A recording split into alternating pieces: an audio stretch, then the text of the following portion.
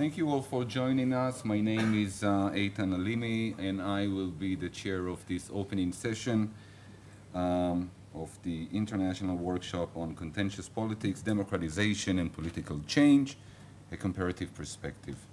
I thank you for joining us, and this is quite a challenge for those of you who don't know. It is Student Day today, and after a very interesting Jerusalem Day yesterday. Together with Professor Mario Sznajder, the chairperson of the Department of Political Science, and Professor Avraham Sela, the head of the Davis Institute for International Relations, we've spent impressive amount of hours and energy cells to materialize a plan that got conceived slightly more than a year ago. In a way, it may sound awkward coming from me. The plan resulted in some 9 months of pregnancy, with many challenges, small crises along the way. And seen from this light, this opening session is in so many ways a delivery, hopefully a successful one. So let me say a couple of things about the newly born child, at least something about the name. Naming is never easy, we all know, especially when it comes to marketing. For example, some of you have probably noticed the inconsistency in our use of the terms protest politics and contentious politics. There's more than just semantics to the difference. The term protest politics is more familiar.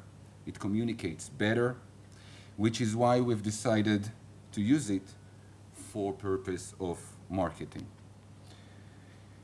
However, it leads one to focus on the insurgent groups, on the dissidents or protesters, while we know that there are so many actors involved in protest politics, not only allies and rivals and security forces, but also outside parties who usually have an impact on the dynamics and trajectories of contention. Let us not forget that there is hardly any instance where the protest movement is monolithic, and that usually we have a field of actors who may complement each other's strategy and even goals. Sometimes they undermine each other's strategy and goals. And of course we have, as we have readily seen in the recent waves of contention throughout the Middle East and North Africa, authorities are certainly not neutral actors. They are not referees, as is often the case in liberal democracies.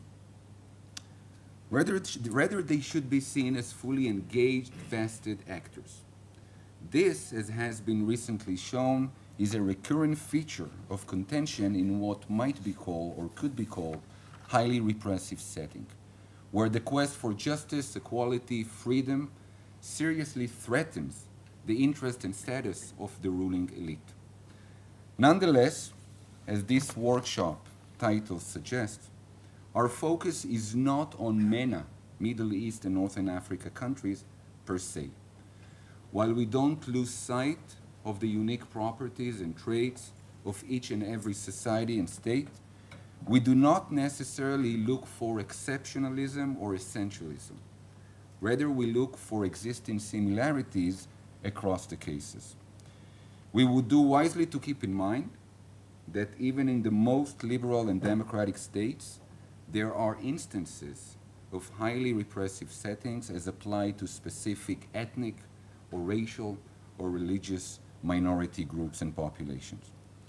Before asking Professor Mario Sznajder to greet and give his own opening remarks, I would like first to acknowledge the role of several dear collaborators who couldn't make it here today for various contingencies, other commitments.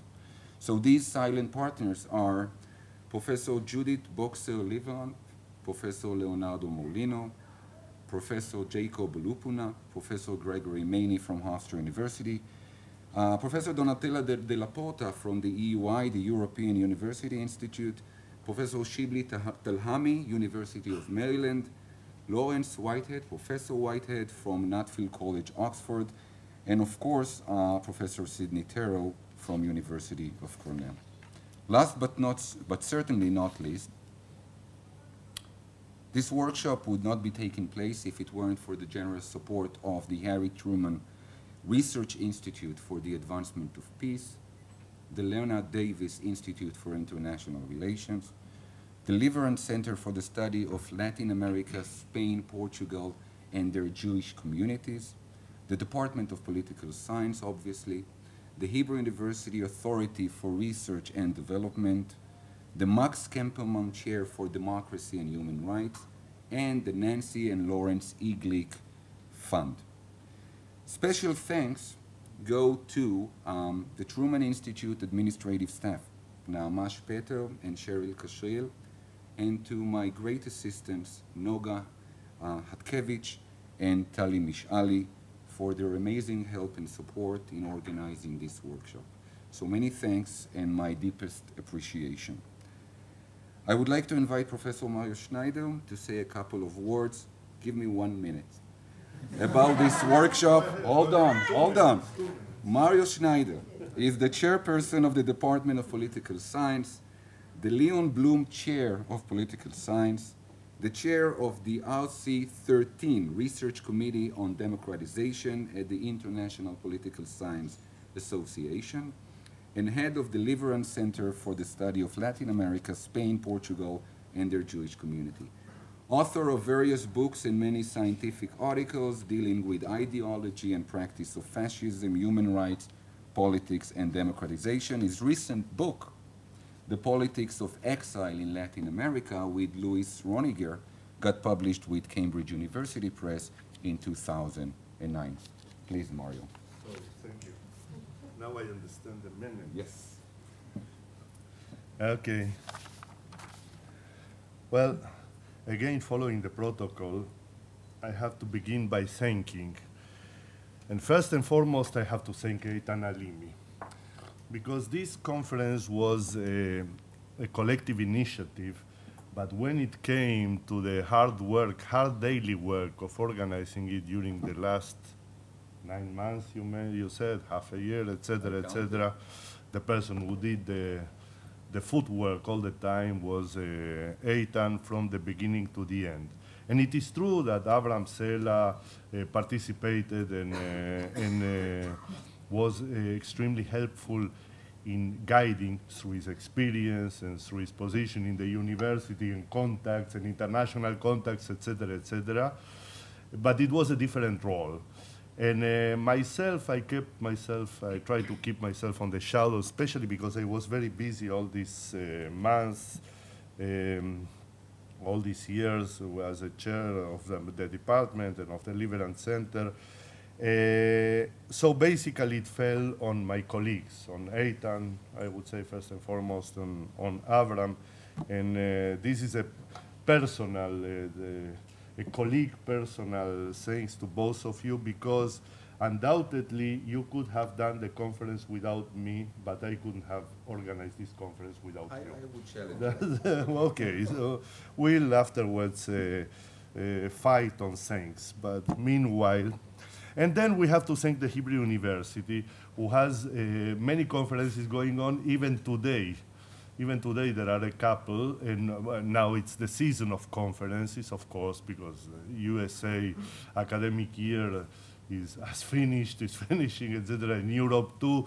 So, and we still have classes until the end of June, and every year we have this phenomenon of multiple conferences in Jerusalem, and especially at the Hebrew University at the end of May and the first weeks of June. So with all the difficulties, especially financial difficulties, the Hebrew University is a fantastic venue. And I have to remember words of our late colleague and great professor George Mose, that used to come every year from Wisconsin and teach here at the Hebrew University in our second semester, on spring semester. And he used to say that he had difficulties in finding many other places in the world where you should have so much intellectual activity in the sense of conferences, lectures, research meetings, etc., as you could find here in Jerusalem. And he said, in Israel in general, because this is a very small country, he said, of course you have on the eastern border of the USA, there is the famous, perhaps academic center of the world, and Oxbridge and LSE in Britain, etc. But he said that many fantastic things happen here, especially in Jerusalem. And I believe that this is partly one of the main qualities of this university. And of course that the parts of the university like the Truman Institute, the Deliverance Center, and the Davis Institute, and the departments of political science and international relations, which is a phenomenon in Israel, in Jerusalem. We have two departments, one of political science and one of international relations, came all together and had the first intellectual and afterwards material infrastructure in order to organize this venue. And I have to thank especially the students that have come today, because something that Eitan already mentioned, and it is that they had, today is Students' Day. So in Students' Day, in general, you don't go to conferences, you go dancing or picnicking, or I don't remember what, but you do other things than I'm a bit old already. You do other things that listening to conferences. And we called our students in political science, especially, I guess, international relations, to come to this conference. And we know that yesterday there was a white night, in the sense that there were groups, singers and dancers and rock and whatever, all along the night, and people partied. And I know at least one person that is sitting here that didn't go to sleep and came directly to the conference, because my theory when I invited everyone was that when you are a student, you have enough strength to combine both festive activities with intellectual activities, and it wouldn't harm you if one day in the year you don't sleep and you come to the conference after the party. So a special thanks for all the students that have come today morning here to listen to the opening of this conference. Of course, the Noga, Tali, and Sharon that are here now with us, especially during the last weeks, did an amazing job of putting all these things together and having it prepared as you saw it outside and inside here, and this is their work more than ours. About protest and democratization, which was the original idea, and then after long discussions, we came about with the title already mentioned by Eitan. We felt already a year ago that because of what was happening in the Middle East then, for us it was more than a theoretical question. It was a practical question that was arriving into the doorsteps of this country.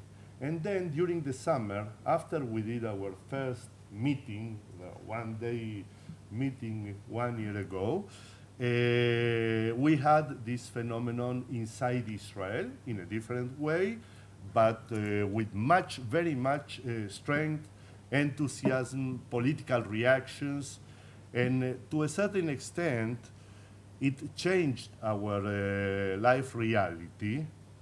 And we looked around and we saw that this is happening all over the world. So I'm going to talk about Chile. Chile is one of the farthest countries in the world from Israel, and they had a very large protest movement, as I try to put succinctly in my paper. I didn't have the time to put the notes, but believe me that there is a lot going on in that extreme of the world too, and all along the way from there to here and to the other side of the world. Therefore, it looked to us intellectually imperative to try to come together and try to understand what's going on and what are the common features, what are the differences, to do a kind of a comparative exercise, not only in politics, perhaps also in sociology, in communications, in other areas that are related and mingled into these protest and democratization processes. Whether it is too early to come up with an interpretation of this phenomenon, I believe this is related to the social sciences in general, or to philosophy of science that says, okay, so maybe we don't have the historical distance to interpret correctly all the data to know exactly what's going on today, but still I think the effort should be a meritorious one. Of course, the relationship between modern media, internet social works, and protest will come up, I am sure, all along this workshop. But I always ask myself something I learned many years ago in Chile about a scalpel. You see, scalpel is something, is an instrument with which you can cut. You can operate a person and extirpate a cancer, or you can slash his head off with a scalpel. No? It's meaning that, okay, so scalpel is a kind of old-fashioned technology that has to be interpreted in its relationship with moral objectives, with organizations, with social interactions, etc., etc. In itself, it may produce changes, but it wouldn't work by itself, in the sense that will come back through media and internet and the social network, I believe, to social realities, meaning to the social sciences.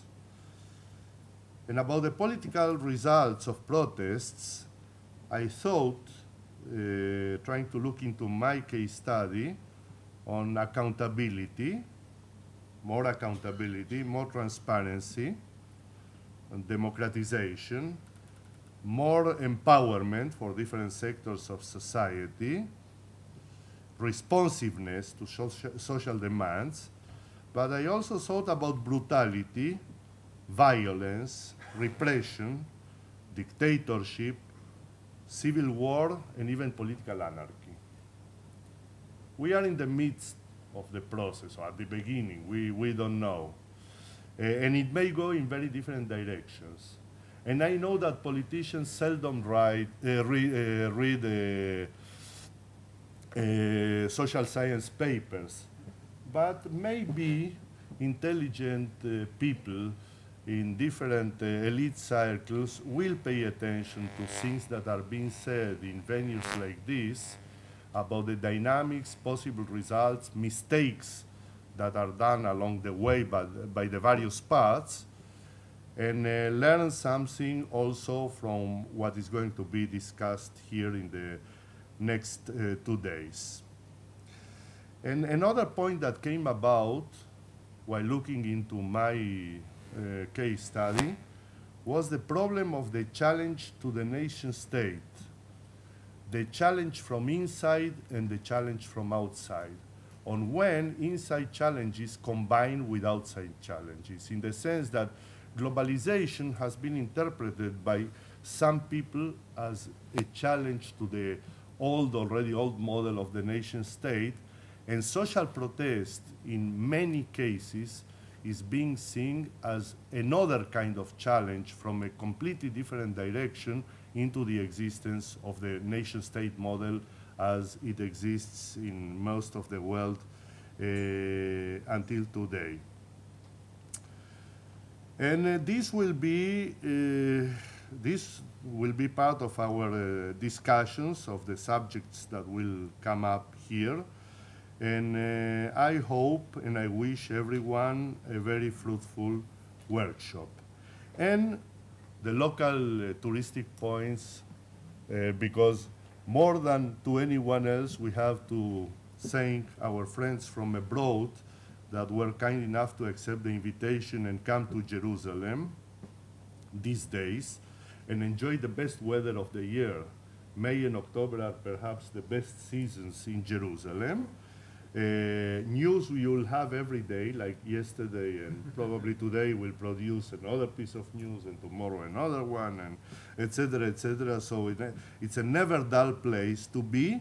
The only problem that I find nowadays in Jerusalem is that bottled water is extremely expensive. So I have two pieces of advice. The first is that you may drink water from the tap, because in Israel, water from the tap is as safe as water from the bottle, may be less tasty, but it is safe. And the second one is that beer and wine are relatively cheap in Israel as compared with Europe and other places of the world, so you can replace water, but don't forget to drink all the time, because one of the main phenomena here is dehydration. People don't feel the heat and don't feel how dry is our weather and get dehydrated. So, while drinking and thinking, I hope we'll have a very nice workshop. Thank you.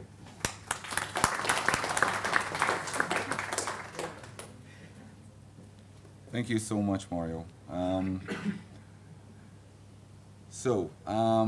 We're going to have two relatively short presentations, one by Professor Jack Goldstone and one by Professor Avraham Sela, and after which they will briefly comment on each other's talk, and then we'll open the floor for some questions and hopefully stimulating answers.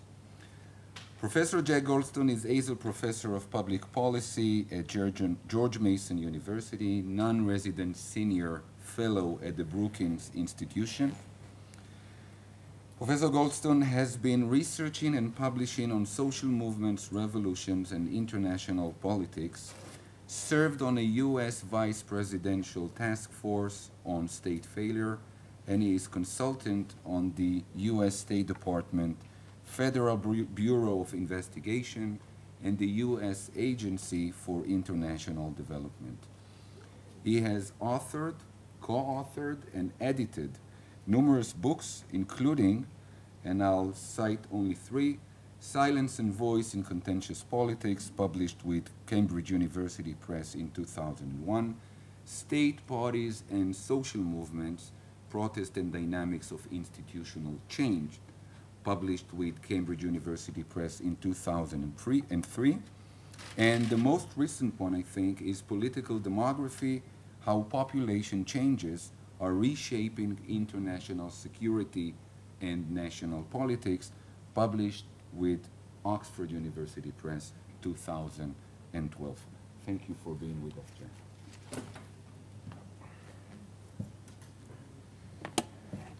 Thank you, Eitan, Mario, Ram. It's a great honor and pleasure to be here at the Hebrew University in Jerusalem. It's my first trip to Israel, long overdue. My father-in-law grew up in Palestine in the 1940s and actually fought for Israeli independence. He was fluent in both Arabic and Hebrew, gifts that I unfortunately lack. So I'm grateful that the conference is in English and that the Hebrew University remains such an international and open place. I also owe a great intellectual debt to Professor Shmuel Eisenstadt of Hebrew University, who was my mentor and critical in focusing my attention on revolutions when I was beginning my graduate studies. So it's a great honor to be here at last. Now, for those of us who study social protest and revolutions, the Arab revolts has made our subject newly relevant. After a relatively quiescent period following the collapse of the Soviet and communist states, we now have again a wave of revolts and protests changing governments across North Africa and the Middle East. Now, there's been an enormous amount of writing about these events, but I find that they are still difficult to understand because so much of the media and popular writing seems to have fallen into two different camps, either romanticism or cynicism. The romantic approach to these events stresses the role of youth, points to them as hopeful new beginnings. The term Arab Spring is a kind of romantic configuration of the revolts as something new, emerging, that is desirable and attractive in this part of the world. There's also been a great fascination with the role of social media, Facebook, Twitter, internet, and cable news, Al Jazeera, CNN, in precipitating the diffusion of protest and spurring the revolts across a large region.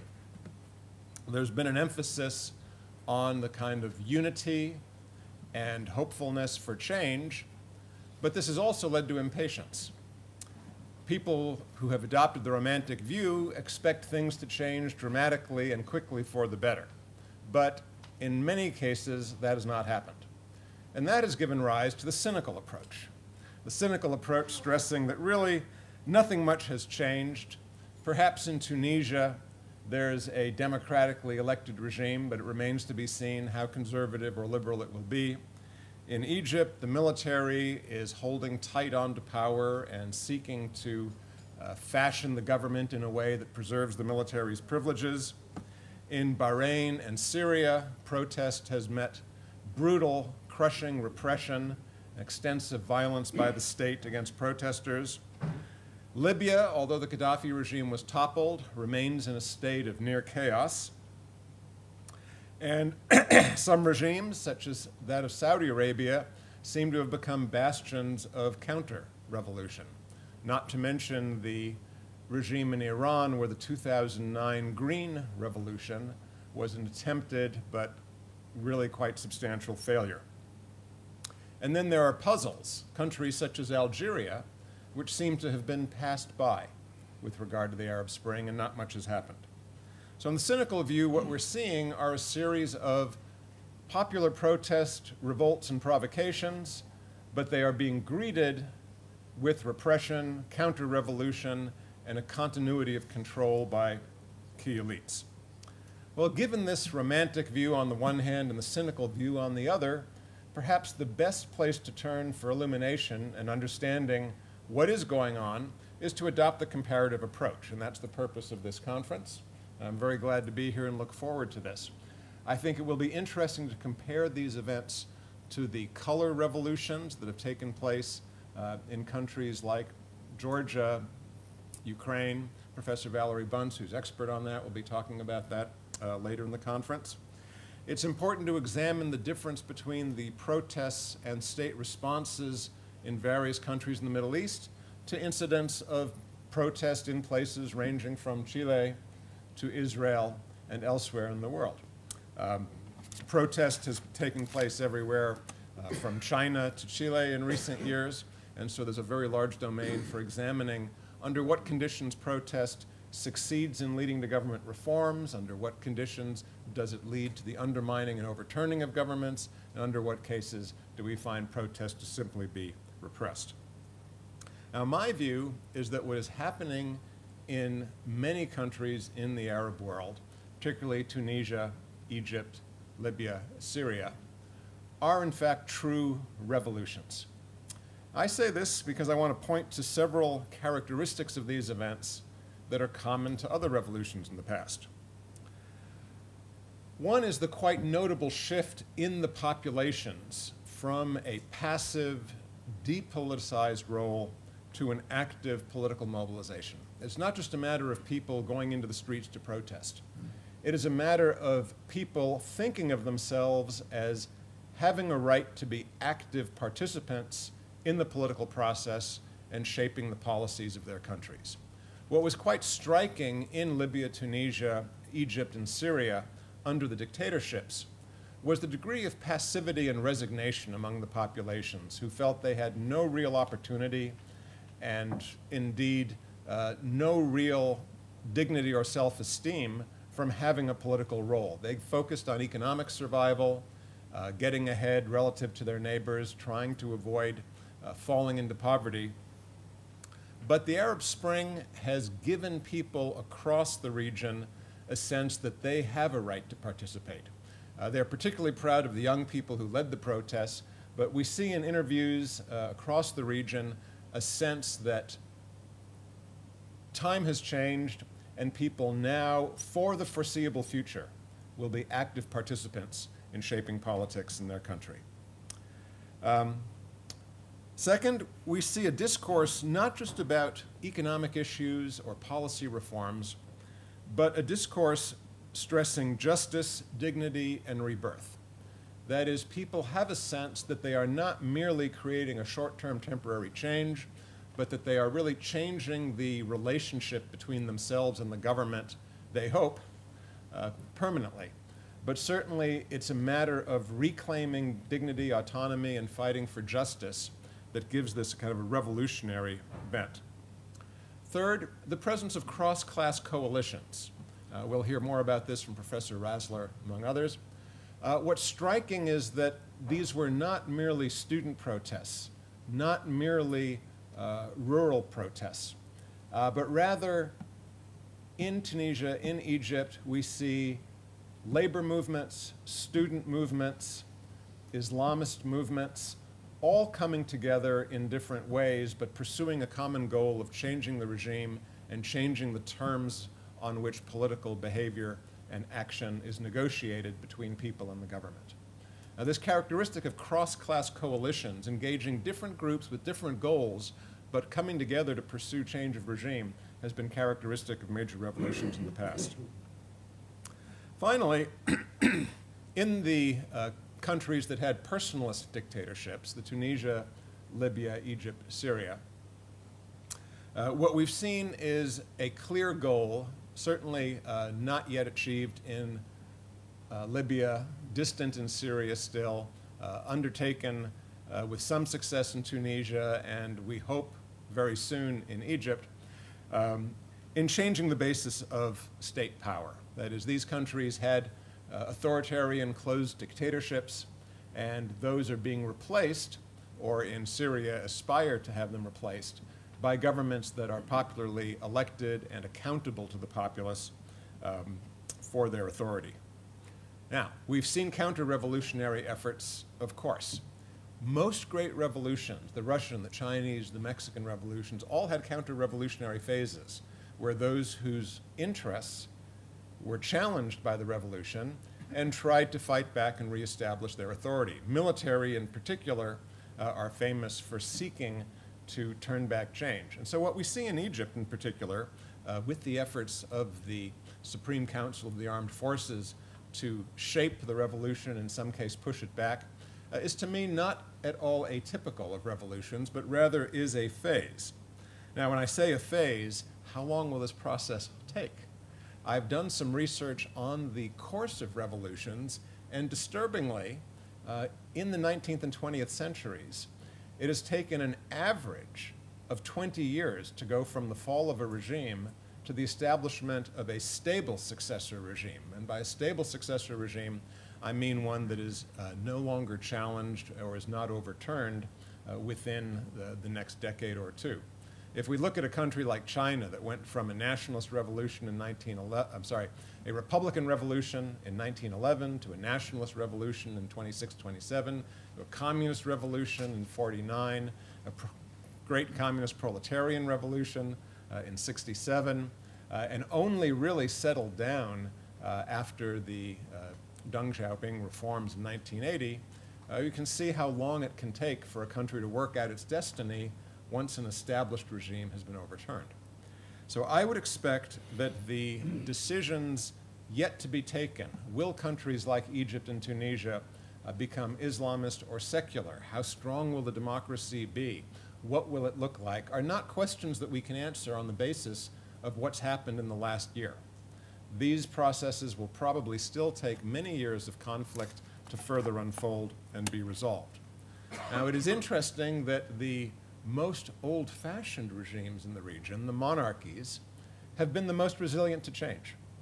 These range from monarchies like those in Morocco and Oman that have compromised with reformers and made some constitutional changes, to regimes like those in Bahrain and Saudi Arabia that have been harshly counter-revolutionary in their responses.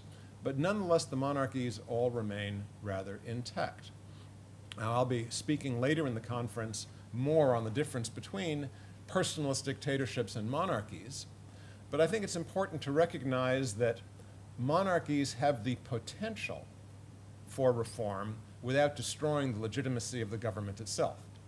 Europe itself is full of constitutional monarchies that evolved through the process of monarchs extending power gradually to elected prime ministers and elected parliaments that took a greater and greater share of authority from monarchies without destroying the monarchs themselves. I've sometimes said that it would be nice if the monarchs in Saudi Arabia would simply exercise their authority over Mecca and Medina. There's plenty of revenue to be reaped from administering those regions in the Hajj, and leave the administration of national events to an elected parliament and prime minister. But it doesn't look like they're moving in that direction anytime soon. So we'll want to talk about what affects the resilience, but also the conservatism or the flexibility of different monarchies. We'll want to talk about what factors strengthen countries like Syria to remain in power in the face of quite widespread and courageous popular protest, as opposed to governments like that in Tunisia and Egypt, which crumbled very quickly. And we'll also want to focus on international intervention, because there's no question in my mind that Libya would not have seen a regime change without international intervention by NATO, and that Iran's support for the Assad regime is playing a critical role in maintaining Assad in the face of popular protests. So themes that I think will come up and return for the next few days range from the differences between regime types, both between monarchies and personalist regimes, and differences within those types of regimes in the resources and attitudes and their response to protest. We'll want to talk about the diffusion of protest across cases and how the forms of protest and contention and state response differ or are similar in these cases to those in protests taking place in other countries around the world. Now, I have my own speculations about what will happen in the Middle East, but that's the subject of Professor Sela's talk, so I will get out of his way and let him proceed. Thank you.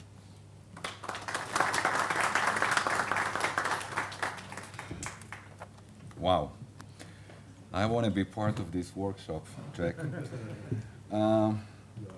Thank you so much. Would like to invite Professor Avraham Sela, an A. Ephraim and Shirley Diamond Chair in International Relations at the Department of International Relations, the Hebrew University, and Chair of the Leonard Davis Institute for International Relations.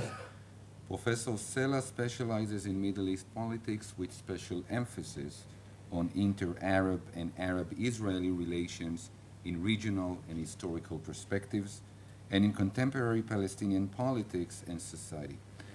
His recent publications include The Decline of the Arab-Israeli Conflict, Middle East Politics, and the Quest for Regional Order, Albany Sunni Press, 1998, The Palestinian Hamas Vision, Violence, and Adjustment, published with Columbia University Press in 2000, co-authored with Shaul Mishal, and the Continuum Political Encyclopedia on the Middle East, published with Continuum in 2002.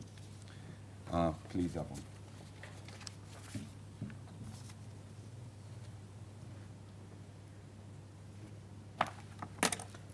Good morning.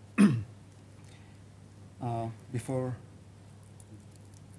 speaking about the topic for which I'm invited to talk here, I would like to join all the gratitudes expressed by Mario to Eitan, first and foremost, and to all others who shared and participated in putting this conference together.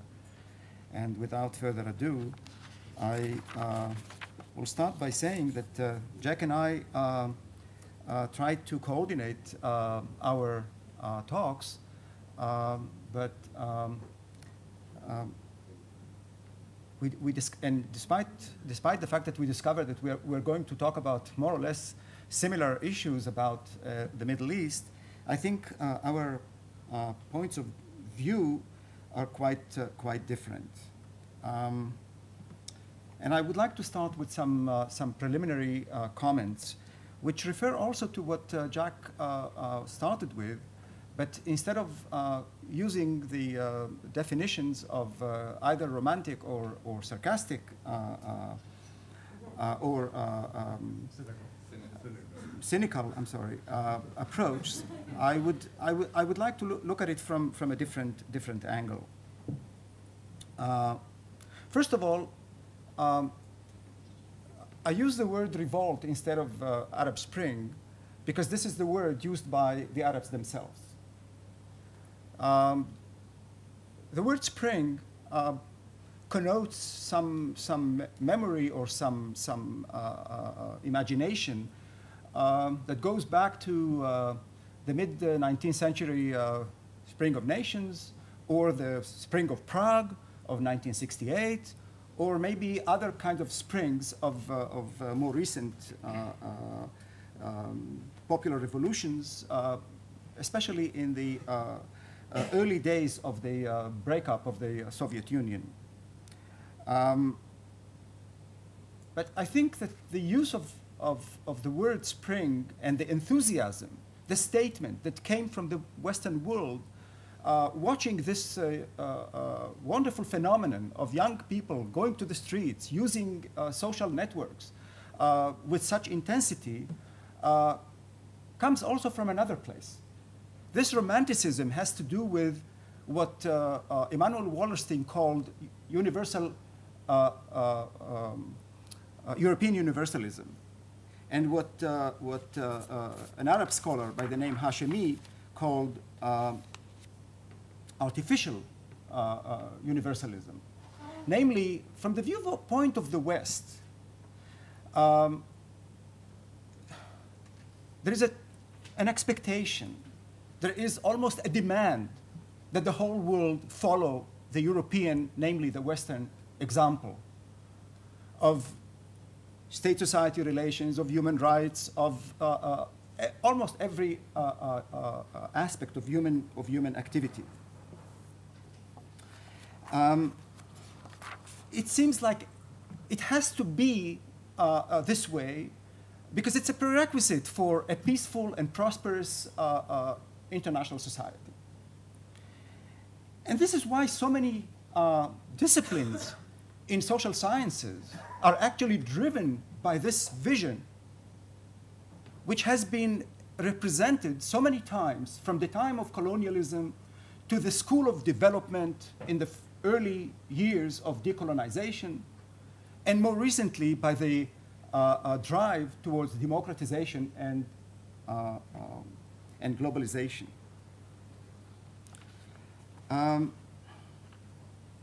So what I'm trying to say here is that this is not a generic component of the Western vision. My main argument here is this is something different.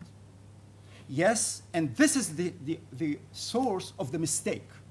We have seen youngsters going to the street, using social networks, and speaking about all kinds of ideas and ideals in a language that reached the West as a fresh harbinger of a new era. But actually, these youngsters, these middle-class, educated people who initiated the protest, were soon marginalized by the better equipped, more organized, and especially massive Islamic movements. And these Islamic movements are not new in the field. We've been teaching and talking about them and studying them for years and years as the primary political force. We've seen it in Iran, we've seen it in Iraq, in the post-Saddam Hussein Iraq. We've seen it almost in every free election that was conducted in the Middle East since 1989, in Jordan, in Turkey, in Morocco, in Algeria, in Kuwait, and others.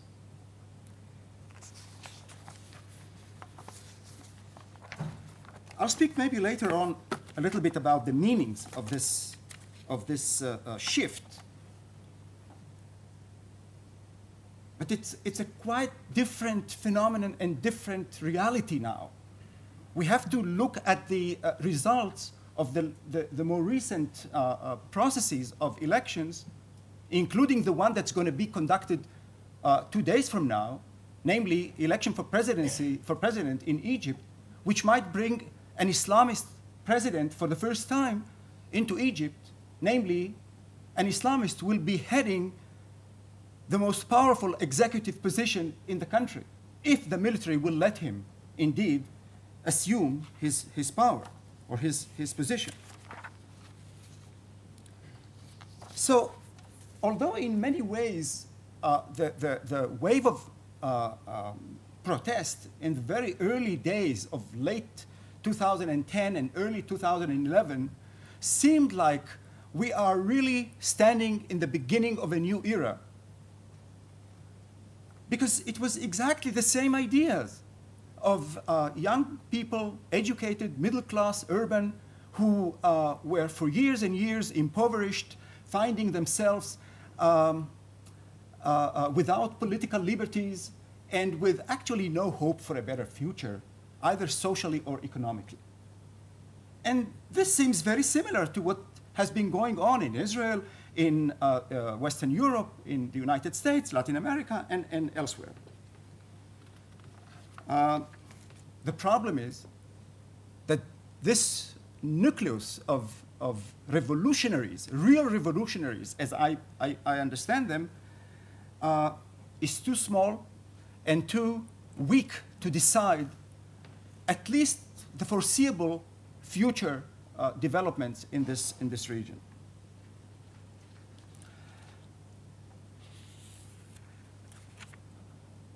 One last word about the Western approach. The Western approach is not missed by Middle Eastern commentators, especially Arab commentators, watching this double standard by which the West has been dealing with either the case of Libya or the case of Syria. Yes, the Western statements and definitely the military intervention, such as in Libya, had very discernible results. The question is how, in the future, this double standard by an oil-motivated intervention in Libya, on the one hand, and aloofness, if not indifference, to what's going on in Syria, will be interpreted by those societies who are supposed to learn or adopt the lessons from the West or learn from the West. And we have to remember that historically speaking, we are talking about a region that has been disillusioned with the West for over 3 generations, either politically or morally. I would like to speak a little bit about the primacy of the socio-economic constraints, because they have a tremendous impact on what we might expect in the near future. No matter what, socio-economic change would be closely connected to the success or failure of future governments in the region.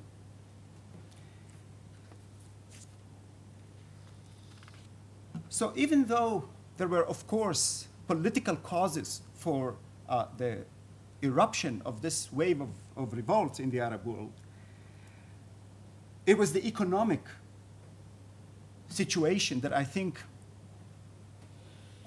played the main role in pushing those youngsters, those middle-class people who were in the 20s and 30s of their life and who suffered from unemployment and actually lack of any hope for the future. But it would be interesting to mention just one example about how politics was also playing a very, very important role. And we have missed this entirely. I hardly found it in the papers, in the commentaries of the last year. In Egypt in particular, in the last parliamentary elections of November 2010, the president, who was hardly functioning anymore, and actually the elections were conducted primarily by his son, Gamal Mubarak, were what one can call one step too many or too far. In those elections, which were a flagrant example of forgery and violation of the basic laws, even of Egypt, the Islamic opposition was actually eliminated and disappeared entirely from the parliament after they had 20% of the seats until then. And they were represented in the National Council for over 2 decades. So this elimination, which was supposed to pave the road for Gamal Mubarak to succeed his father without any difficulties and without any caveat, actually also buried the whole regime. And protests began immediately afterwards. We didn't notice that much, that protest, because the eyes were turned to Tunisia, but definitely Tunisia and the Tunisian success encouraged very much the Egyptians to go to the streets and to reap the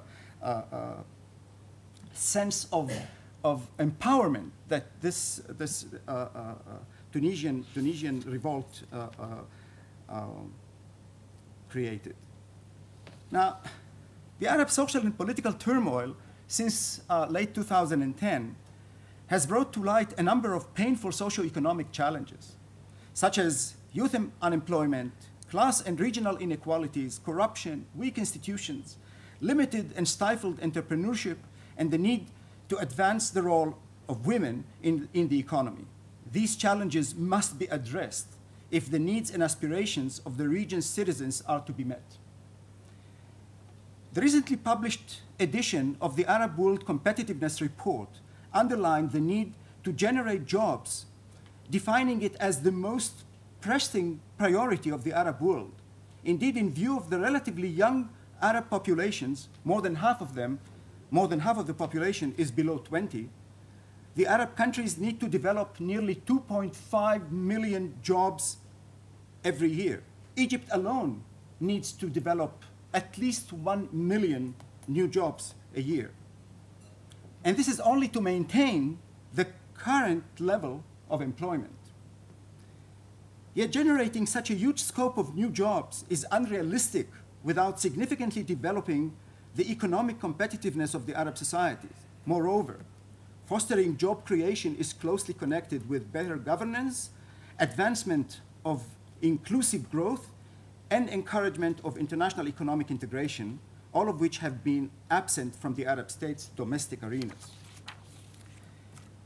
I have all kinds of numbers here, but I won't bother you with numbers.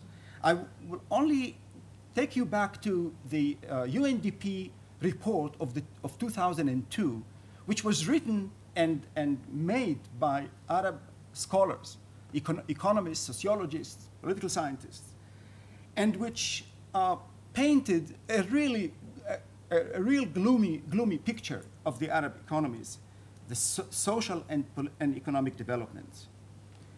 And it tells us a lot because not much has changed since then. Youth unemployment, namely between 15 and 24, averages about 25% across the region compared to 17% in the OECD. Reaches 30% in countries such as Saudi Arabia and Morocco. The more educated segments of the population do not find enough jobs, over 40% in Saudi Arabia and above 20% in Morocco and the UAE. Another striking feature in the region is the high level of unemployment among women, up to 40%, and their very low labor force participation rates, 33% compared to 61% in the OECD countries. The 2002 UNDP report concluded that actually the Arab world was lower than most other regions of developing societies in the world. Less than the Caribbeans, less than South America, less than Southeast Asia. It was only a little bit above the African countries below the Sahara, or south of the Sahara. The levels of education, health services, and especially the centrality of the state in the economy and in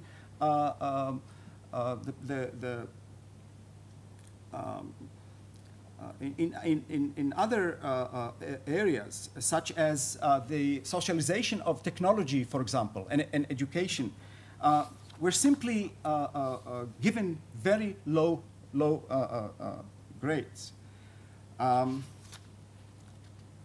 It was not just a failure of a regime. This was an ongoing and prolonged period of time in which the population growth was always above the ability of these states to produce and close the gap, which was growing all the time during the last at least 30 years, in order to maintain the same level of services and everything that the state has as a duty to its citizenship, from security to health services to education to other fields. And of course, we understand and we know that these authoritarian regimes were surrounding themselves by cronies and by a baseless sort of party apparatus, by encouraging them to take portions of the economy as corporate economy, only in return for their support of the regime. And when this was working side by side with about 70% control of the economy, namely the public sector, the prospects for growth have been very limited. Now, don't misunderstand me. I have to say that until 2008, when the international financial crisis began, most of these Arab countries did very well in terms of growth, about 5.2% during the years since 2000. However, the wealth was distributed in a way that only broadened the gaps between poor and rich, aggravating the sense of grievance and dissatisfaction among growing segments of the population. Because in terms of per capita GDP, the growth was much lower if we look at various sectors which are excluding or various countries other than the oil producing countries.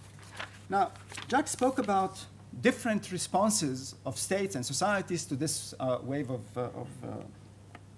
of revolts.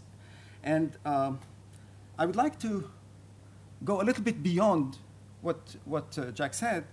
The difference is not just between monarchies and republican states. Yes, the monarchies definitely proved to be more resilient and more flexible.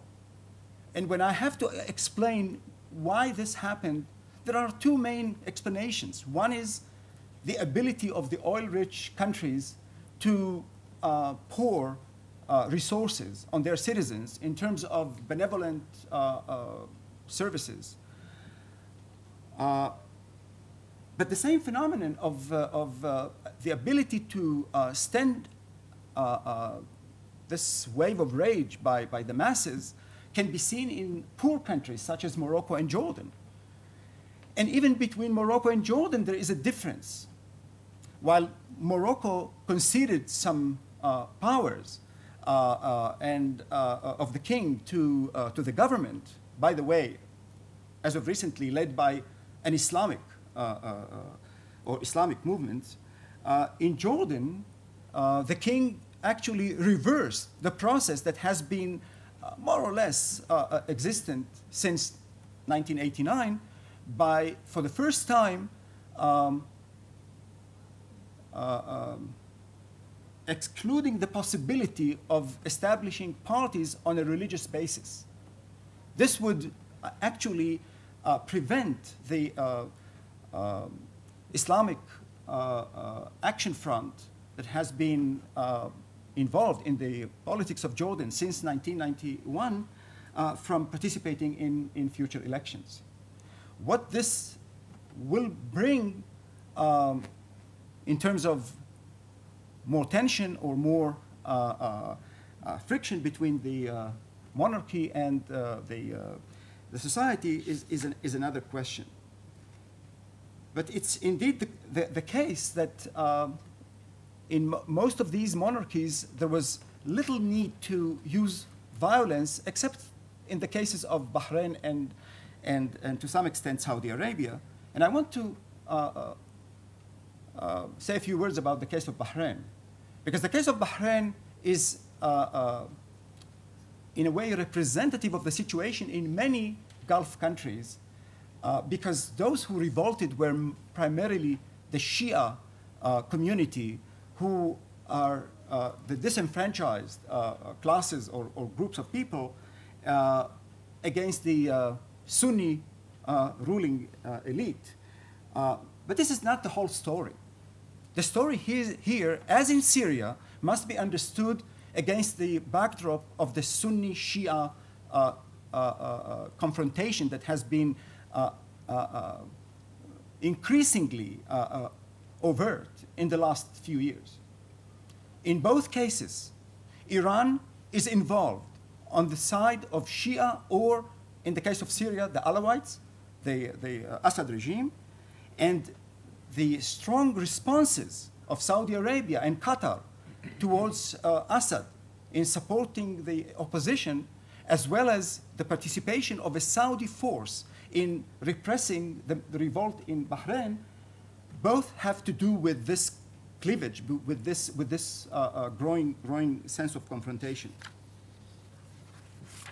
But even among the Republican states, there were a lot of differences. And I want to really generally portray what I think is the main explanation for the different responses or different processes of dealing with those revolts, and even the nature of those revolts.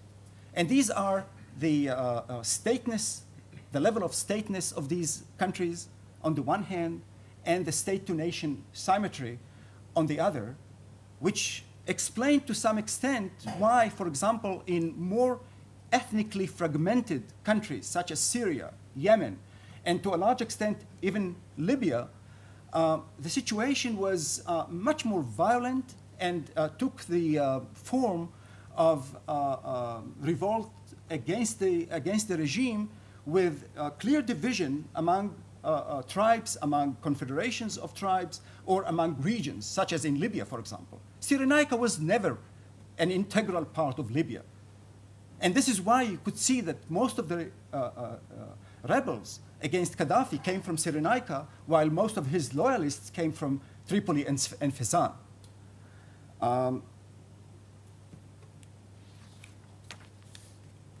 Tunisia and Egypt stand out as special cases in terms of the relatively smooth process from dictatorship or authoritarian regime to free elections and to civil government, if and when such a government will be indeed comprised or placed in Egypt. It's still not clear. It is, I think, mainly due to the fact that these two countries have a long tradition of centralized government and bureaucracy, and relatively homogeneous society. In Tunisia, 70% of the population is Berber. In Egypt, other than the Copts, who comprise some 8 to 9%. All others are Sunni Muslims. And the most important thing about Egypt is the strength of the army. This is not the situation in all Arab countries. You can see that in the confrontation states, as they are called in Arabic, namely Syria, Jordan, and Egypt, the army is a strong institution which has been an accumulated result of the conflict with Israel. In Egypt, the army is much stronger and by far more stronger than in Tunisia, for example.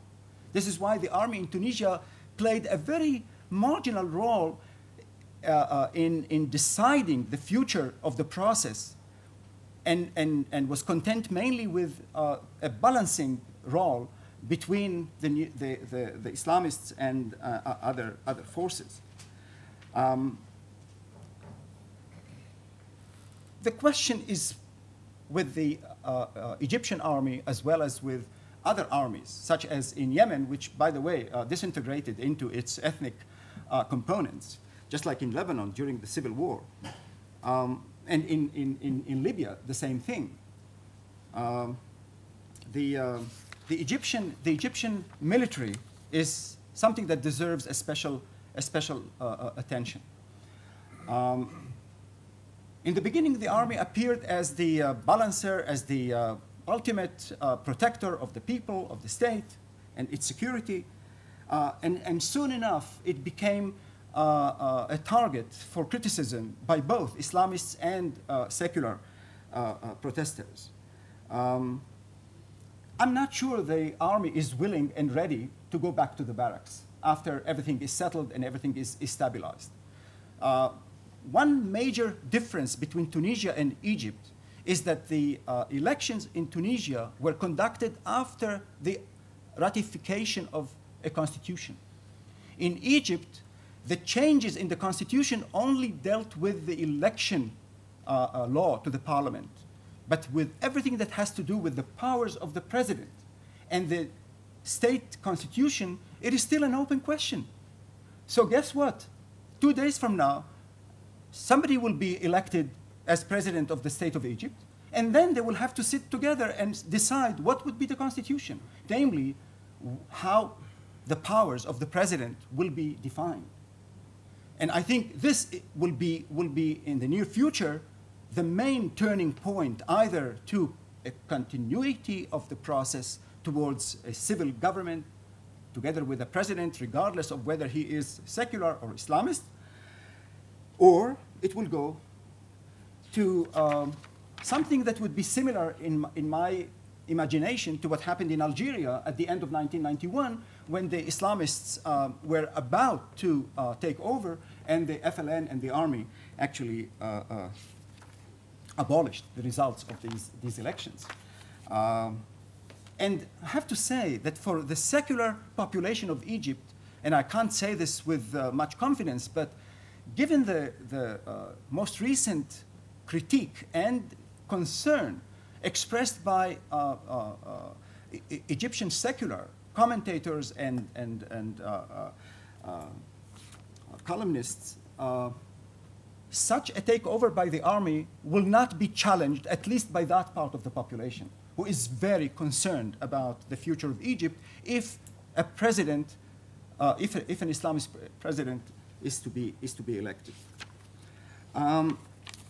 Finally, I would like to conclude with just a few small remarks.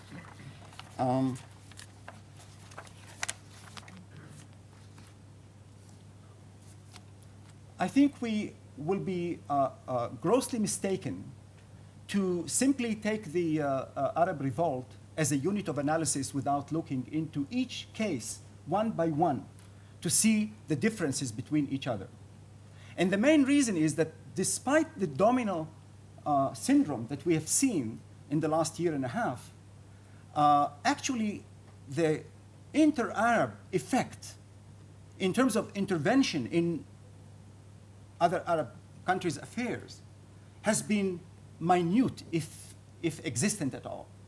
This stands in a diametric contradiction to past times when Arab countries interfered with the domestic affairs of the others without winking, simply as a matter of a collective identity. After all, we are one family.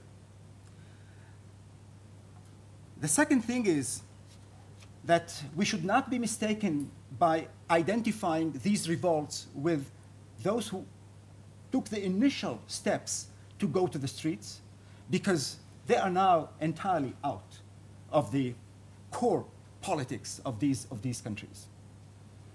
And like many other, or not many maybe, but I would just think about one example of the Bolshevik revolution.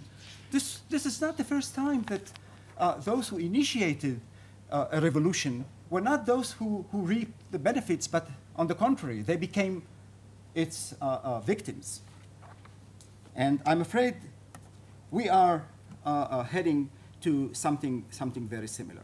So the questions that Jack Galston asked earlier about the future results of the Arab Revolt, in terms of not just change in slogans. Yes, slogans are very important. And during the revolution in Egypt or in Tunisia, the main slogan was "the people want." Does that mean that all of a sudden we are confronting or facing a sense of peoplehood, or a sense of now we the people would take the responsibility for ourselves and do what we need to do according to the background of education and support from European countries in order to build civil society? All these are nice and fine.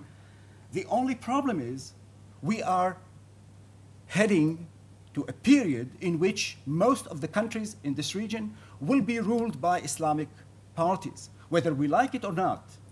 The main question would be, would these parties, movements, elected by free and open elections, will be capable or willing to continue this tradition or new tradition?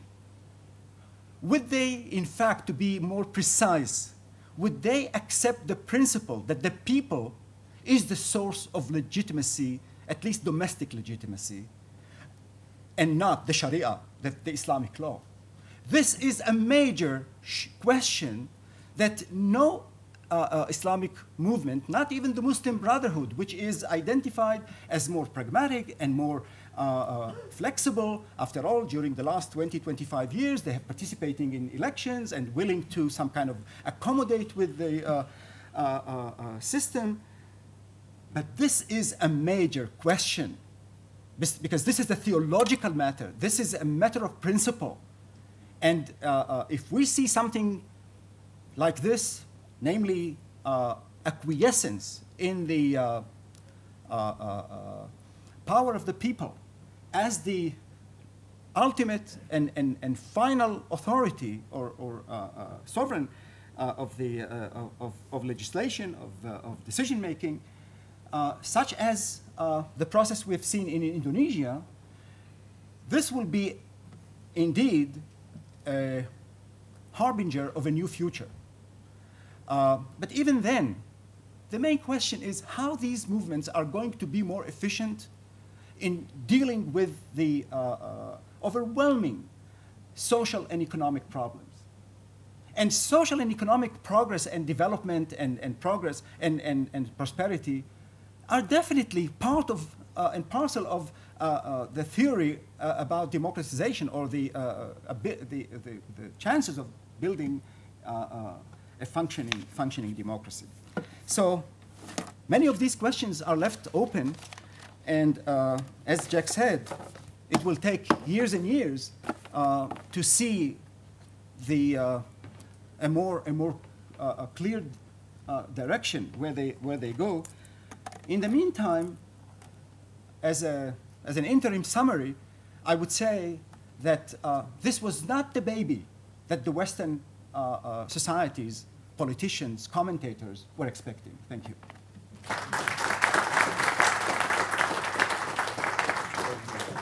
must say that I was slightly more optimistic 25 minutes ago, but at the same time, I'm intellectually stimulated. Thank you so much, Avram. May I invite Jack to comment? Yes, you can do it. Thank you.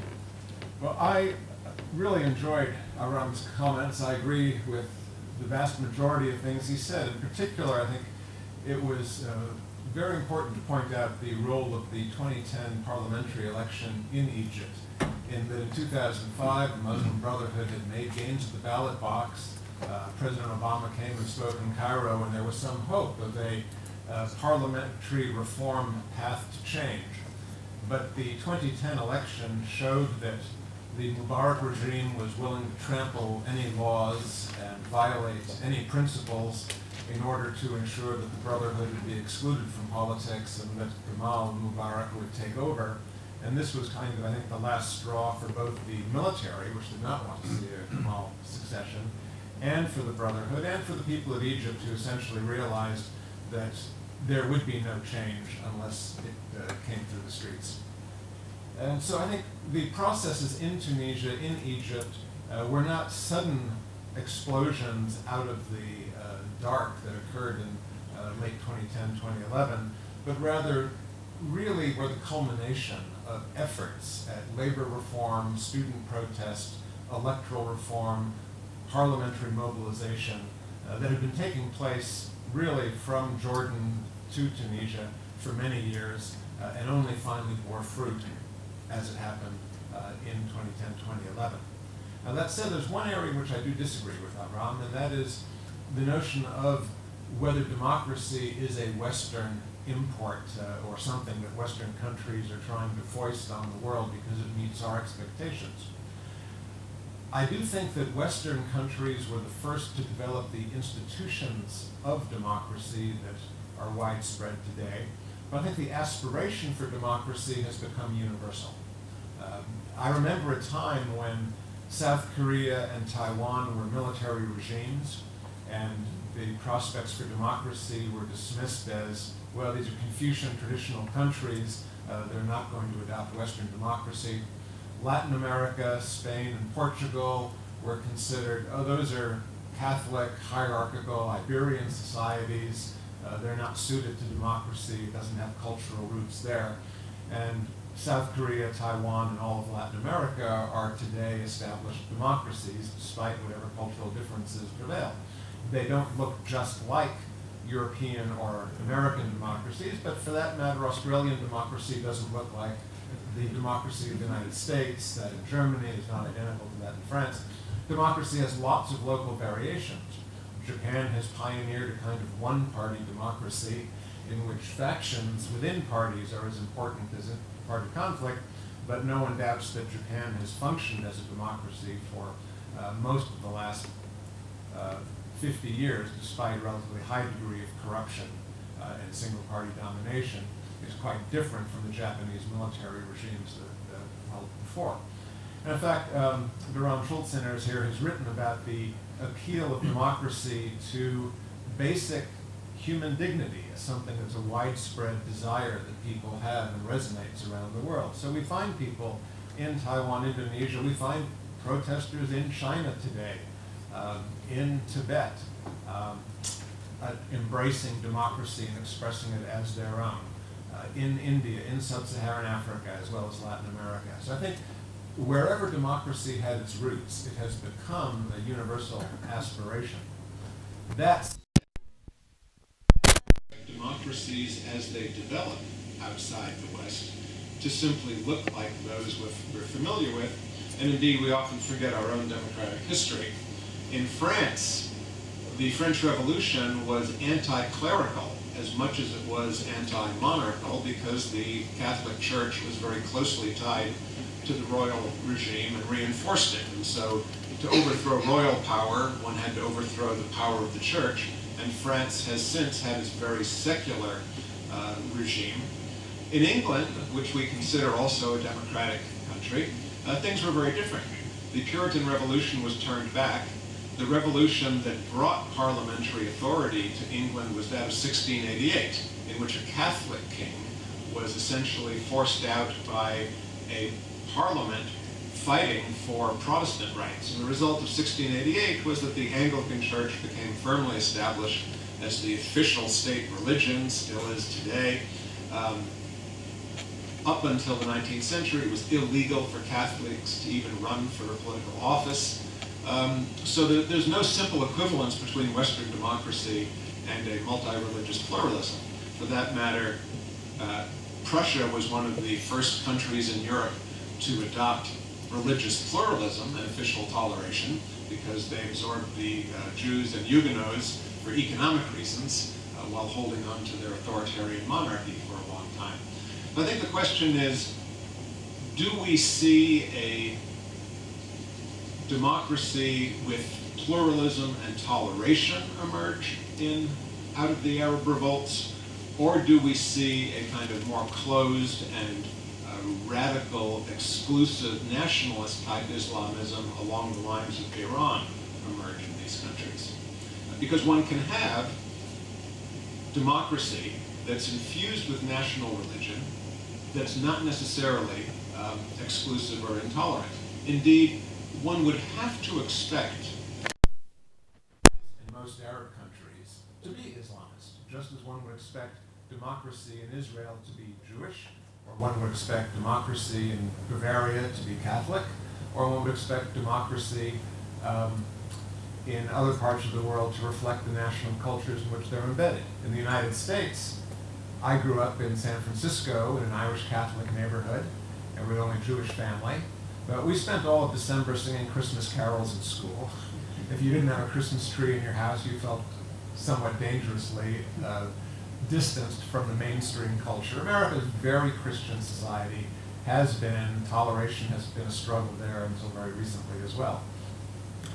So I would expect that any democracies that respond to the national identity and national aspirations of Middle Eastern countries to be Islamist, in no small reason because the authoritarian regimes were identified with a kind of pro-Western secularism. And so if you want to throw out the Mubarak and Ben Ali regimes and all they stood for, you're going to distance yourself from what's seen as a corrupt, secular, pro-Western elitism and embrace what is seen as a less corrupt, more authentically nationalist representation from Islam. Now, that said, the Islamic Brotherhood leaders look at the world and they see in Iran a pariah state that survives economically only because of its oil. And leaders in Egypt and Tunisia know that they vitally need Western tourism and Western investment or their economies will crash.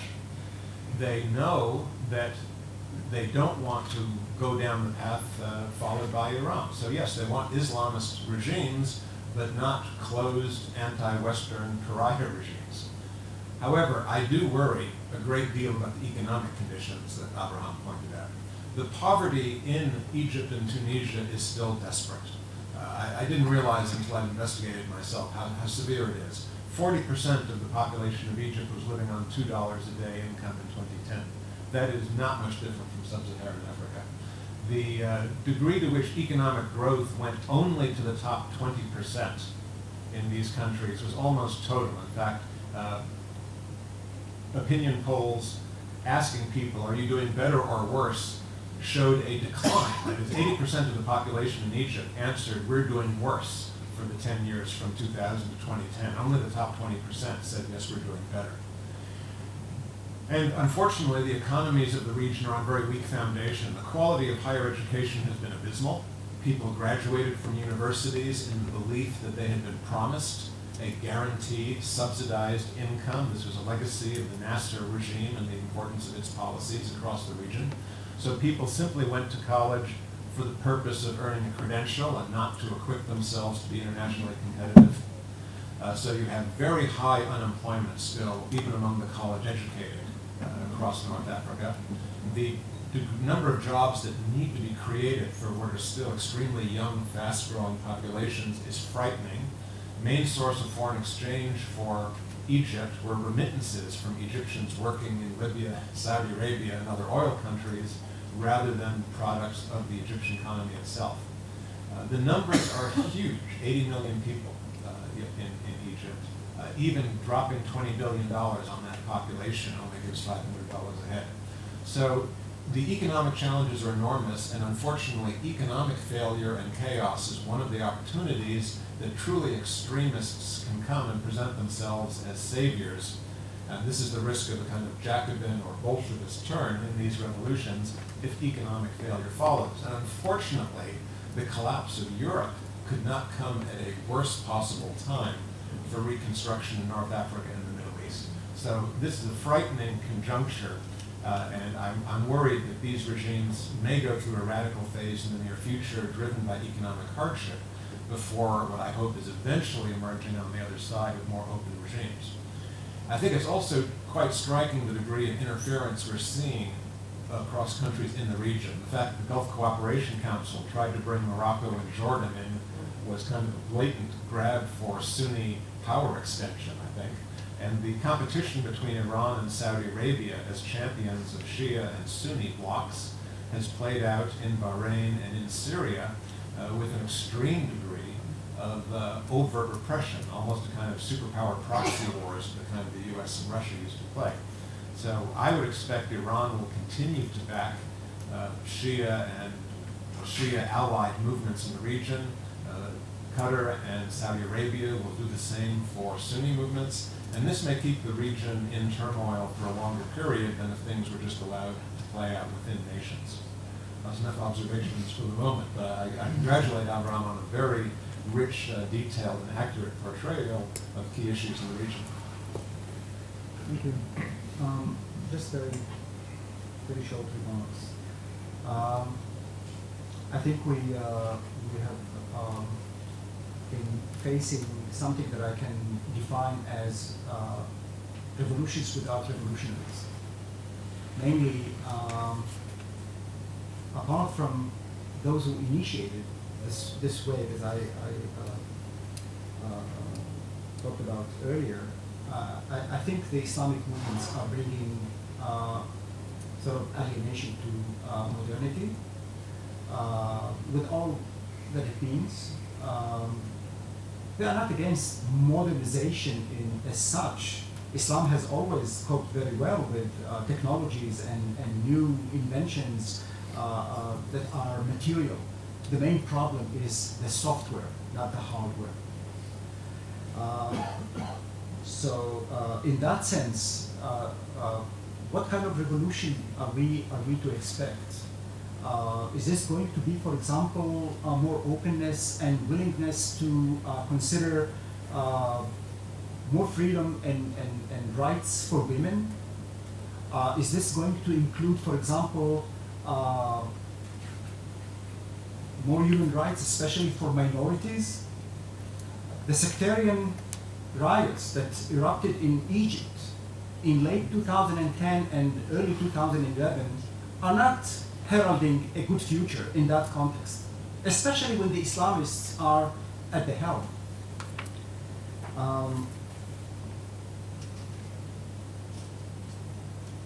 The process of democratization that has been much discussed about the region since the late 80s has not ever reached really what we call democracy. There was no share of power, no concession of powers by the sovereigns, kings or authoritarian presidents.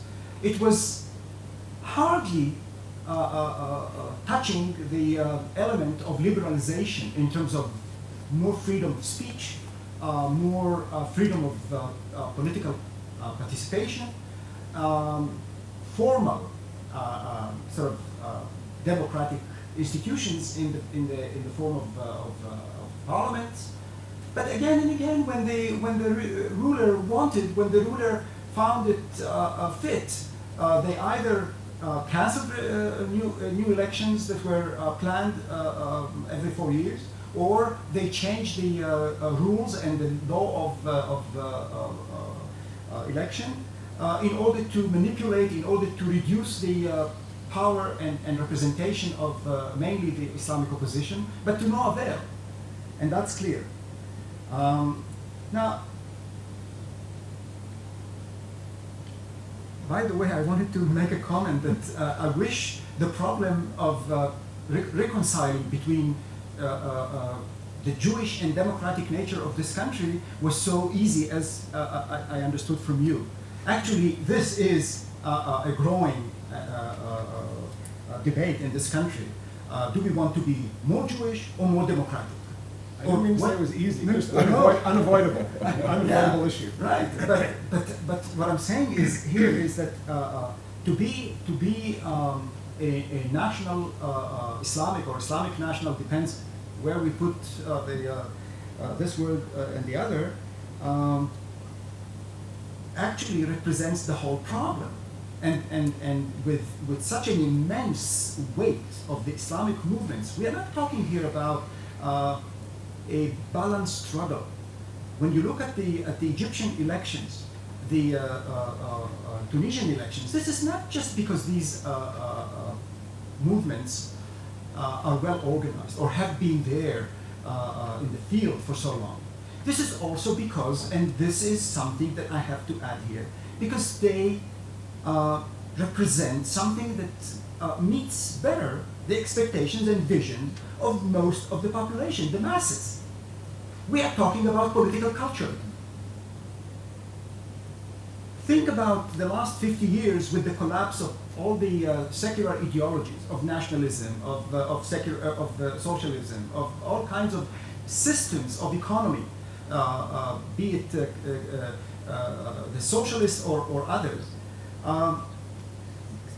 It's clear that everyone who looks at the development of the radical Islamic wave since the 70s can clearly see, and this is what most of the literature nowadays does, defining these movements as protest movements, which have a number of components, namely not only the economic and the social and so on and so forth. Actually, the main origin of this protest is disillusion with Western or foreign imported ideologies, ideas, which seem to be the main cause for their miseries and for troubles. Now, whether they can resolve those problems in other ways, and here I have to say, from all my studies of Islam and Islamic radical movements in our generation, I haven't seen any new form of government or any innovative idea that Islamists brought with them in order to cure society from previously suffered problems. So they will probably continue with the same system of a president at the head, a government, some kind of representative institutions, upper house, lower house. There would be an army somewhere. Whether the army would be strong or not, it would depend more on the needs of that country in terms of its national security rather than domestic needs.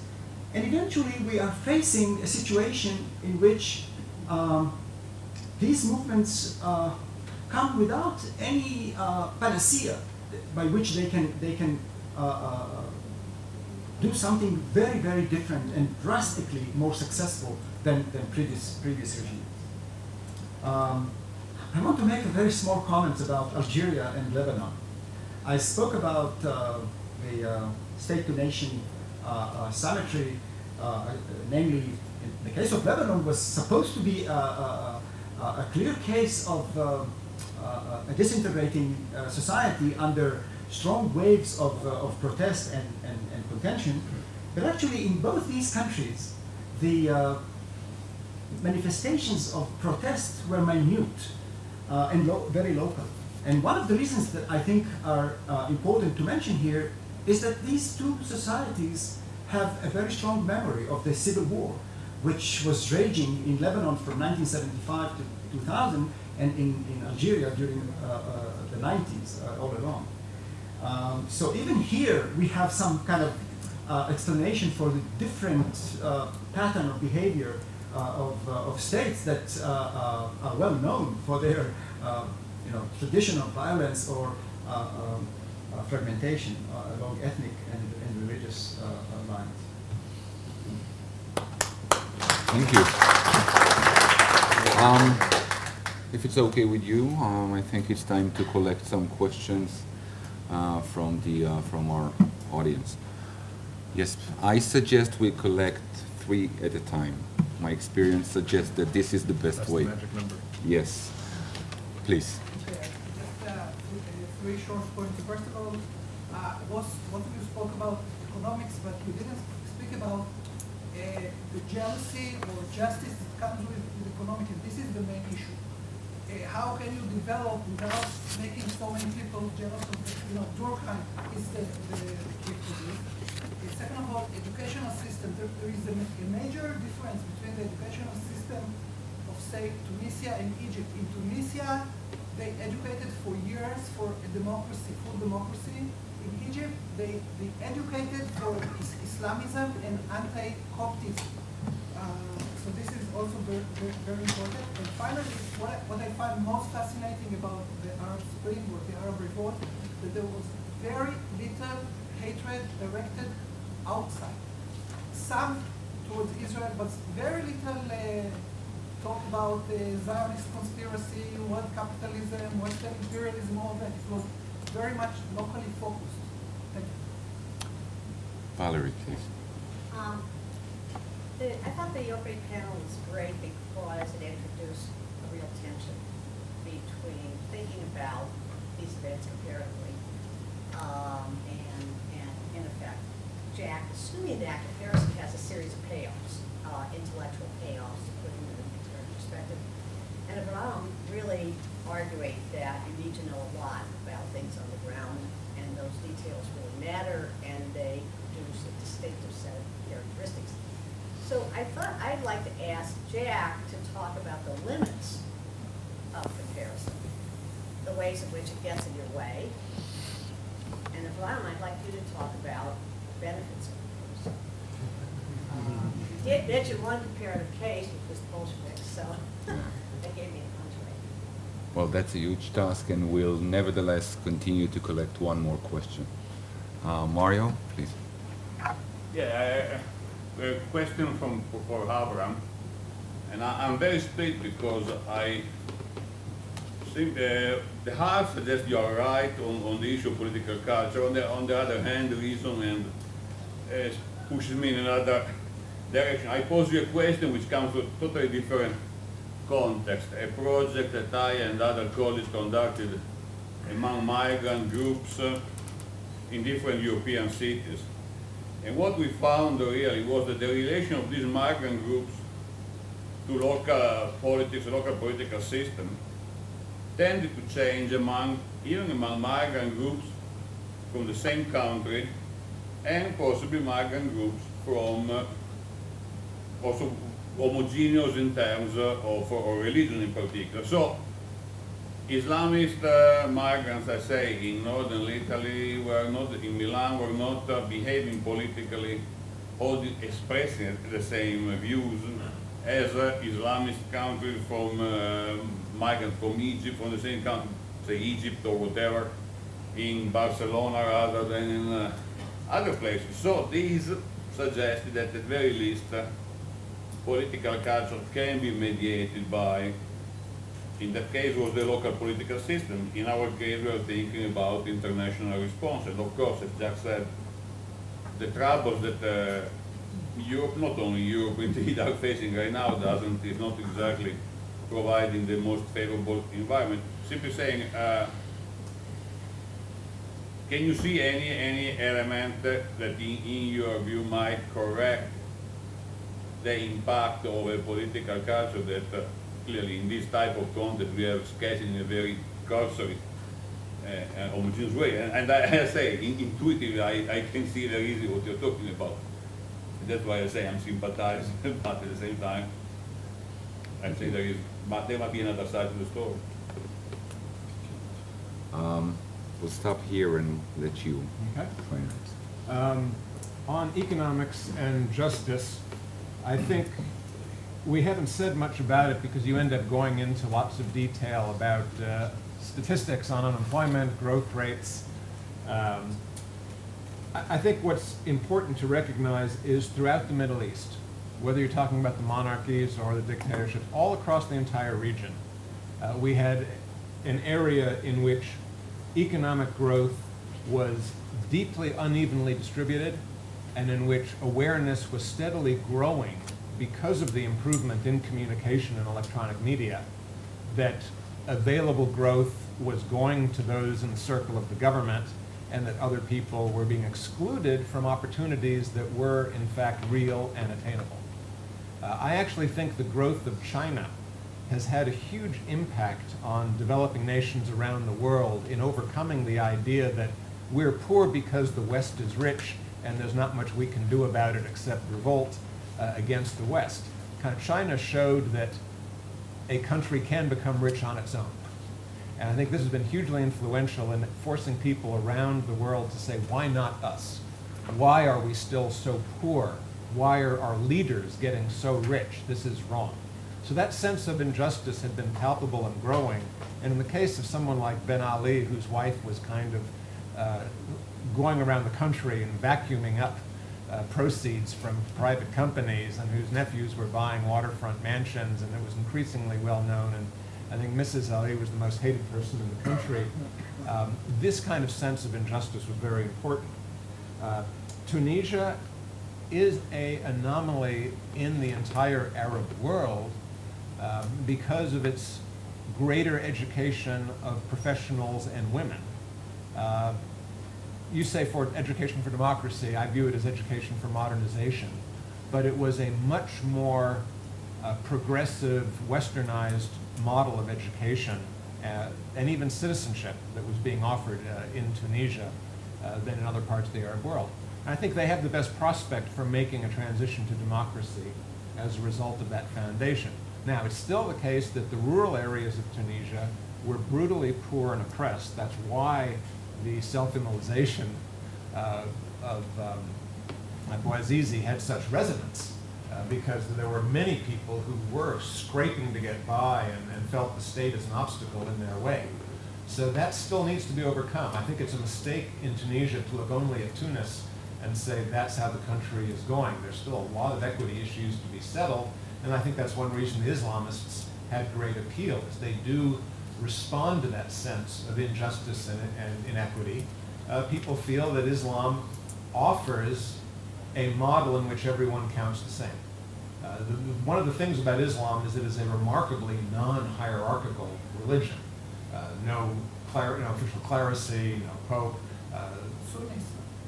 Sunnism. Shia is different, of course. But the Sunni is kind of a model for people trying to escape a corrupt hierarchical society that's been based on a kind of secular corruption. So I'm more optimistic about Tunisia than other cases. But the point you made about so little outside hatred, I think, was temporary. I think you're right. In the first phases of this event, people's sense of resentment and hatred was focused on the rulers that they felt were responsible for keeping them passive and miserable for decades. But now you have new forces contending for power. And as the new forces contend for power, many of them will point to enemies, both internal and external, to justify the power that they want to take for themselves. Now, you may get, as in Tunisia, a more moderate, fairly peaceful transition because of the lack of strong counter-revolution within the country and because of the lack of strong external enemies. But in a country like Bahrain, I would expect the Shia opposition to become more radicalized by the experience of counter-revolution. If Syria goes into civil war and the Assad regime is overthrown, I would expect a more radical Sunni regime there to emerge from the struggle. What we find in the history of revolutions, and here comparisons are helpful, is that the greater the struggle against internal and external counter-revolutionary forces, the more radical and nationalist the revolutionary regime that emerges. And such a regime is almost always very nasty to minorities. You can ask the Baha'i in Iran. It's not just a question of Christian minorities within Islam. Any minority that is seen to deviate from the mainstream nationalist identity becomes suspect and suffers persecution in a revolutionary regime that becomes a kind of hard nationalist revolution. So the Copts are right to be worried in Egypt if you get a more radical movement. But it is not necessary. The color revolutions tend to be more open and less extreme. They also tend to be less settled, often have more uncertain outcomes. But color revolutions without a radical dominant party have been the common form of revolution for the last 30 years. Really, since the 1970s, almost all revolutionary regime changes have taken the form of more urban, multi-party, less violent modes of regime change. And so if that's what we get here, we may not see such extreme hatred of outside or inside groups. But if we do get the more radical nationalist outcome, then I worry about increased hostility to Israel, increased hostility to domestic minorities. As far as the limits of comparison, here what I've learned over the years, I still advocate comparison in what I do, but I've learned that you're studying people who are themselves trying to overcome the relationships that they've seen in the past. So the leaders of every revolution are at least going to try to make their revolution different, to fit what they think are their interests or their circumstances. So I would say, in order to avoid misleading comparisons, you have to be very careful of superficial analogies and of interpreting people's words. You raised the question, what does it mean when they say the people want? Is that going to lead to a new authoritarian populism or a real democracy? You have to probe the political culture on the ground. Are we going to see revolutions that all conform to a certain pattern? Not very likely, because the beginning conditions and regimes are so different. So you're going to have to identify specificity and difference to understand the coloration of variation within, as I'll talk about in the last paper I want to do. So I see the limits of comparison as crucial in order for comparison to be productive at all. And lastly, the question about political culture that you raised, it's mainly for Avraham, but I do think the political culture in most of North Africa and the Middle East is now turning to Islam after frustration with secular nationalism as having failed. In a sense, anti-colonialism also failed. So I think there's an openness to a Islam that is nationalist but not anti-Western as the basis for the political culture going forward. At least that's my hope. I do worry that it could very easily become more extreme if an crisis arises.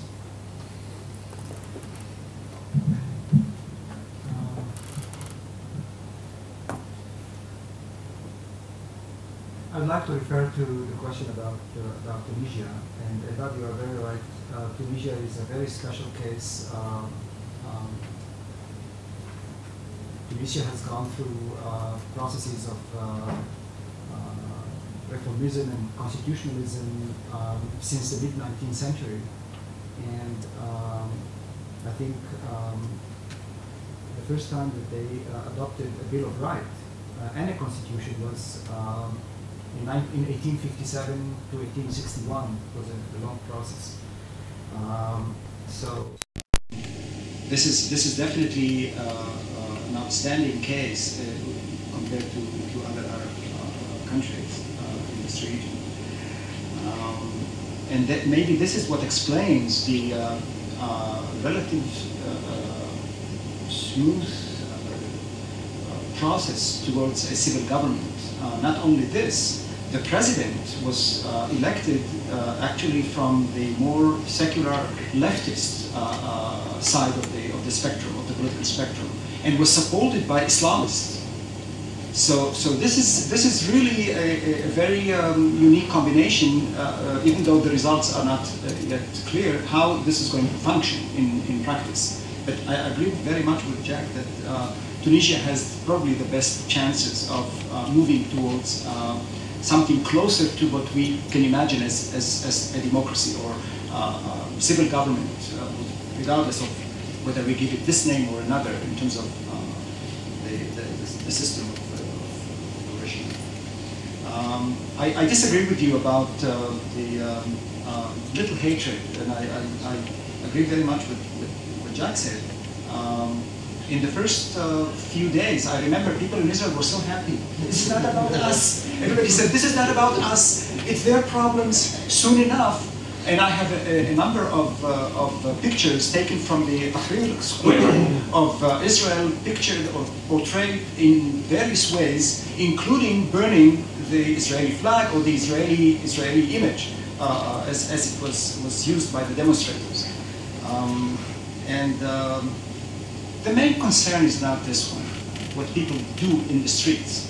The main concern is that the combination of not one, but two main Islamic movements, namely the Muslim Brotherhood and the Salafis, promises an outbidding between these two who disagree with each other and actually compete with each other. The Salafis are more radical, religiously speaking, even though they are much less organized. They took 25% of the votes, and there will be a constant challenge to the Muslim Brotherhood if and when they will sort of adopt more kind of adaptive or pragmatic policies. So now, with regard to benefits of comparison, I have to say that I come from a discipline. Most of my studies were in the discipline of history, or if this is a discipline at all. But then I found myself in the Faculty of Social Sciences, and I learned the benefits of comparison. I would like to use one main paradigm or term where we tried, I think, most people who study the Middle East especially, and this is civil society. I remember in the 90s, everybody started talking about Middle Eastern civil society. And then we asked the question, where is the civil society and how to make it kind of real? And I remember a major discussion in the Middle East Studies Association annual convention in 1995, when people raised the argument that actually the the Islamic movements were the epitome of civil society. And until I raised my hand and I asked, where is tolerance? What about women? What about minorities? Is that civil society as we understand it? So people said, oh no, we don't have to apply those ideas or those paradigms fully into these countries. We have to give them some time. So within these limitations, maybe it's right, and we have to give them more time. But I definitely think that comparison can make it more interesting to look into various cases in history or in our contemporary history, and to learn from there. And yet, for example, I just recently finished reviewing a PhD dissertation which dealt with the question of democratization in this region. What can I do? Everything that falls on me is about this region. So the argument was that there is, and they used endless of theoretical studies about the prerequisites or early conditions for democracy. And with all due respect, I think it doesn't help us when we try to put all those early conditions or prerequisites so that certain societies would be eligible to the word democratic. Instead, I simply prefer to look at what they have done and what they have achieved, and how new phenomena of social structures and political activities, collective or others, can tell us something about where these societies are moving. So in this sense, yes, I do appreciate very much comparison within the limits of not pouring the water with the baby with the water, by simply looking at these cases more thoroughly. And unfortunately, and let me say this because those who know me know very well what I think about it. Social scientists, especially in the West, have been wasting their time trying to compare cases, sometimes without learning them or without studying them thoroughly, namely with language, with history, with culture, and all those things that need to be employed in order to make the comparison fruitful or worthwhile. Now, with regard to the question of political culture, I definitely agree that it can be mediated by other factors, absolutely. Different economy, other kind of society, opportunities, and definitely the impact of the surrounding society in terms of openness and all this. But we have examples which are exactly the opposite. That because of the openness of the surrounding society, Islamic communities tend to close themselves within ghettos. Whether these ghettos are only a matter of self-choice or self-imposed kind of choice, or they are also supported by alienation and repression by the surrounding society is another question. But you have both. You have people who are easily integrating, and you have those who close themselves and continue to live in these almost gated neighborhoods, in the sense that nobody dares to go in if they are not part of the community. And they have their own gurus in terms of asking what is right and what is wrong. And some of them live in Europe, and some of them are in the Middle East. And this is a long process, but I do believe that in the second and third generation, there are differences, there are changes, there are a lot of manifestations that maybe some people think that this gives hope. I don't look at it as hopeful or otherwise. I see it as a processes of change, period. That's it. Yeah, I think this is it. Thanks.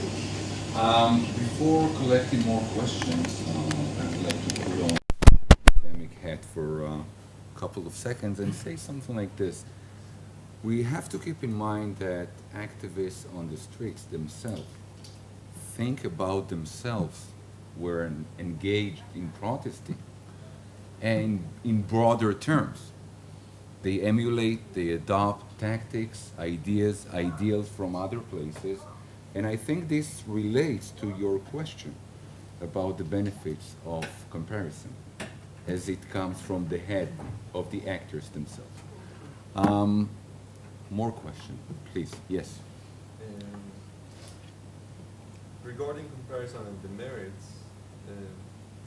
two elements that I find interesting or even puzzling.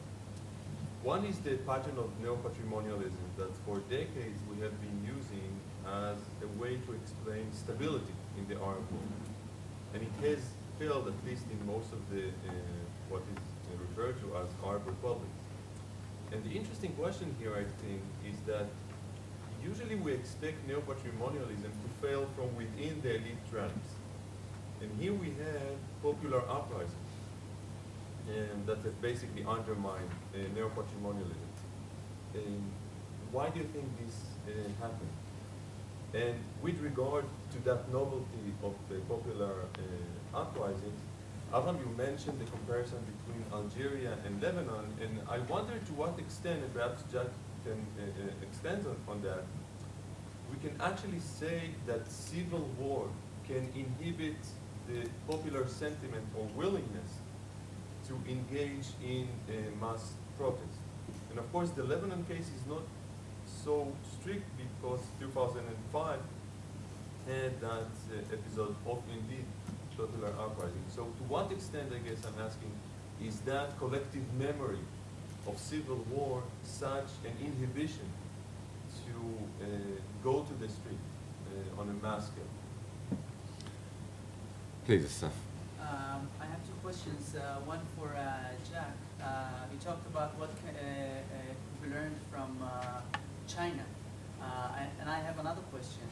Do you think that it's possible that the Arab Spring states would learn from China that you can be both totally undemocratic and successfully, economically successful and prosperous. That's one thing. Second question for all the panelists is, I think that the basis of liberal democracy is individualism. And the individual, the Arab individual, I think there's a strong argument that has only been born last year during the Arab Spring. So isn't it possible that, at least for the interim period, for the first phase, the most plausible democracy for the Arab states, and maybe even for Israel, is more about civic republicanism, where the community or where the general public is the sovereign and not the individual. And then you move on to the second phase of liberal democracy. One more question. Please. Yes. You spoke mainly about the future development. You speculated on future development with more or less optimism or pessimism. I wonder if I can take you back to the past and ask you whether there's anything that you've learned from the outbreak of revolts about predictability of these events. I think that's mainly concerns Professor Goldstone, who made a very strong case some time ago on the predictability of revolution. I wonder whether you find this confirmed or not, or disconfirmed, whether there were any indicators that you see now, all right, of the occurrence and the non-occurrence in China.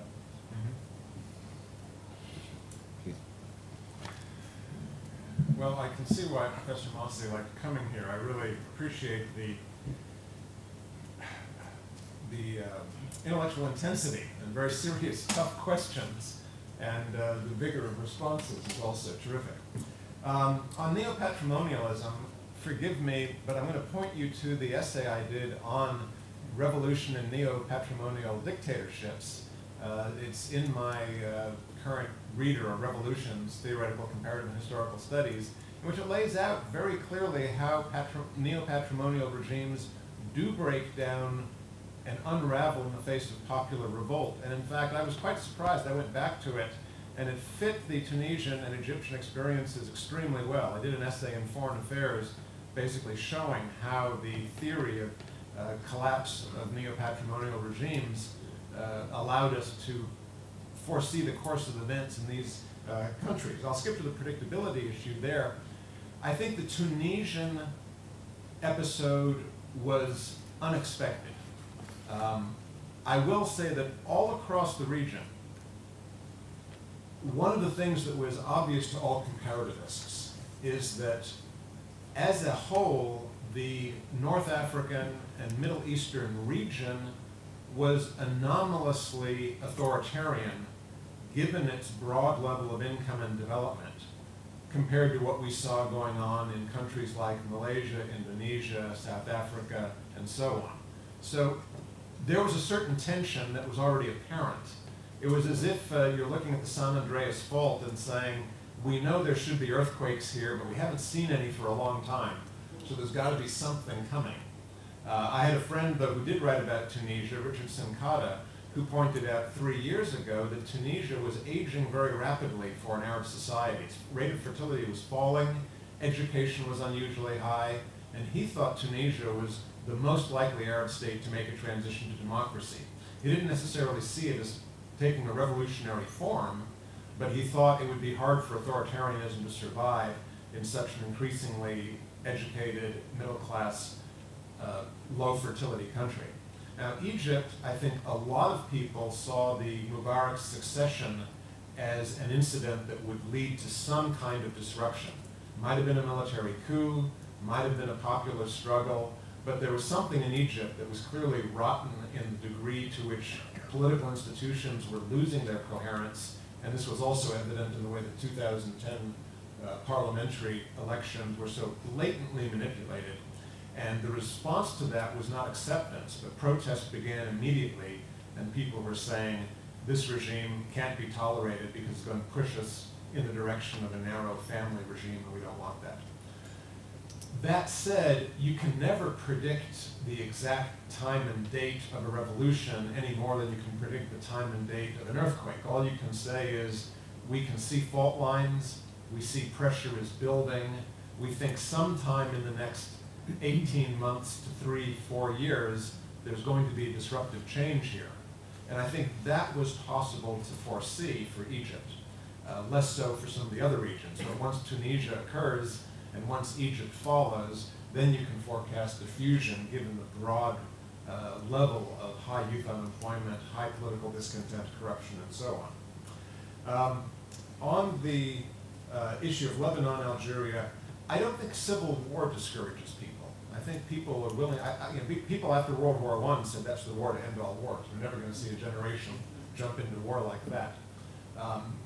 What I think is the case is that the Arab revolts were about politically demobilized and passive populations saying, we're not going to remain passive any longer. We need to do something to change our political environment. We need to start ramping up the mobilization that we've begun at a low level through these labor and student revolts. We need to reclaim our dignity through action. Now, Algeria, Lebanon, Palestine, Iraq were all countries that had seen extensive popular political mobilization in recent years already. They didn't have that sense of, oh, well, we've just been passively accepting an authoritarian regime for decades and we've had enough of it, we've got to do something. They had been through struggles. They were acutely aware that those struggles are risky and costly. And I don't think the fact of civil war would discourage them, but the people were making a calculation. Do we need to mobilize now? What would we gain from doing that now? I mean, people are already mobilized behind Hezbollah, but it's not a fortuitous time to start a new civil war in Lebanon. Nobody wants that right now because it's not clear who will gain. Similarly, in Algeria, you have an oil-rich regime that was trying to pay people off to keep peace, in which the elites are still relatively well rewarded, and in which there's kind of a corporate leadership group in Algeria rather than just an individual that's soaking up all the gains at the expense of everyone else. So given that Algeria had a more unified elite and a populace that had already recently been mobilized and acted at a very high cost, it didn't seem to me like there was anything to be gained by anyone in Algeria, and it didn't surprise me that they were passed over there. So I think this is, again, an argument for paying attention to the particular and the history of particular countries. Now think about the Chinese model. It's been very influential, particularly in Northeast Africa. So Rwanda, Ethiopia, Uganda increasingly are using direct Chinese investment and a kind of Chinese authoritarian development model. Does it have appeal in the Middle East? Certainly the Saudis think it's a great idea. But we've seen an unleashing of power of the street and demands of individuals to such a degree that I don't think it will be easy to go back to a strict authoritarian model in these countries. We may see kind of strong personal power. Maliki in Iraq is trying to amass personal power despite a democratic framework. And we may see the emergence of personalist leaders out of a democratic framework in the Middle East again, because the roots of democracy are not strong and deep. So I think there's room for populism to start to take over. But the Chinese model itself is changing. For example, you don't see China responding to protest the way that Bashar al-Assad has treated protest in Syria. The Chinese no longer, since Tiananmen, they no longer pull the tanks out. Rather, they isolate the leaders, punish them, make a deal with the followers, and generally punish the local officials for letting things get out of hand. They respond actually much more like a democratic regime to local protest than like a traditional authoritarian regime a la Syria or Saudi Arabia. The village of Wuhan, there's a village in southern China that underwent very successful popular protest, and they weren't stomped out as an example. An authoritarian regime would say, we're going to make an example of that village by destroying them to show the cost of standing up to us. That's the opposite of what they did. They actually said, we're going to make an example of showing how reasonable and rational we can be as a government and make some kind of deal. So I think the Chinese model is changing, and the appeal of it will be limited. I do think that we also have to look at the enormous degree of local change. You asked about the corporatism, the communitarian nature, perhaps rather than individualist. What we saw in Egypt, and this is often overlooked, is after the urban uprisings in Tahrir Square, activists went out to the local villages to try and undermine what had been the appointed councils that were set up by the Mubarak regime to empower conservative landlords that were allies of the regime and allow the regime to control what was going on in the local villages. And the Supreme Court in Egypt, a few months after Tahrir Square, declared that all of those councils that had been established by the old government were no longer legitimate. And they were just suddenly thrown out in a very striking, I think, revolutionary move. And they've been replaced by a great deal of local organizing by both Islamist and secular organizers that are trying to rebuild local community democracy throughout the entire Delta and Upper Nile regions. So you're not going to see a simple Western individualist liberal democracy in any of these countries. That's kind of foreign to where they are. But you will see efforts at local communities trying to escape this straitjacket of tight centralized control.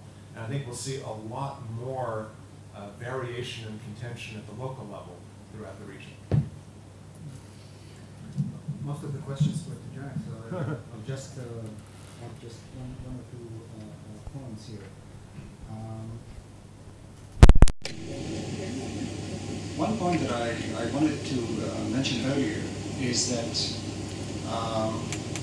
and I really don't want to sound like one who hangs on to the exceptional or exceptionalism ascribed to Islamic societies. But if you look into the processes of democratization, including what Huntington called the third wave, Islamic societies have been portrayed continuously as resistant to processes of change, especially with regard to social and political democratization and so on. And we all, with regard to the question of prediction or when can we expect some breakdown of systems, I just recently looked back into articles and essays written by leading authorities in the field of political science, and I found again and again the expression of robust authoritarian regimes. People believe that actually we're talking about something that has overcome the problems of instability of the 1950s and 60s, and that these regimes have been able to create a successful combination of the military, the civil bureaucracy, and especially control of the economy. Apparently, there's one point that I want to refer to in this context, and this is, in most of the cases that I could follow in the very early days of the revolts through Al Jazeera and through other channels, I didn't see necessarily that they were calling for dismissing the ruler. It was a social protest, and only when the response was either indifferent or an attempt to repress or push demonstrators out of the streets, especially in Egypt, this was very, very, very obvious. In the beginning, they didn't call for Mubarak's resignation. It was only when military cars or attempts by Mubarak's loyalists to go into the streets and confront the protesters that people adopted the call for removing Mubarak. And this brings me back to the issue that Jack touched on earlier. This is the connection between action and reaction. I think in many cases, some of these revolts could be mitigated to a large extent had the response by the regime being more attentive, more willing to listen. And this is, by the way, what I think is the main difference between the Moroccan and Jordanian monarchs and others. They have a tradition of maintaining a dialogue with their communities. They managed along many, many years, they and their predecessors, to create a sense or a recognition about the monarch as one who stands above differences within the people or within society. Namely, the accusations or grievances are directed rather than to, other than to the monarch, but to the government. But I think the response that was willing to listen and even discuss constitutional reforms, both in Jordan and in Morocco. In Morocco, it was indeed even implemented to some extent. Had a very important role in preventing the development of worse use of contention or even violence. And last but not least, and this refers to the question of Asaf about individualism or individuality. This has been one of the main topics of debate among Arab thinkers for the last 20-25 years. And some of them, such as Hazem Saria, identified it as the most painful weak point in Arab societies when it comes to the question of how can these societies become more open, more equal, more just, more democratic. I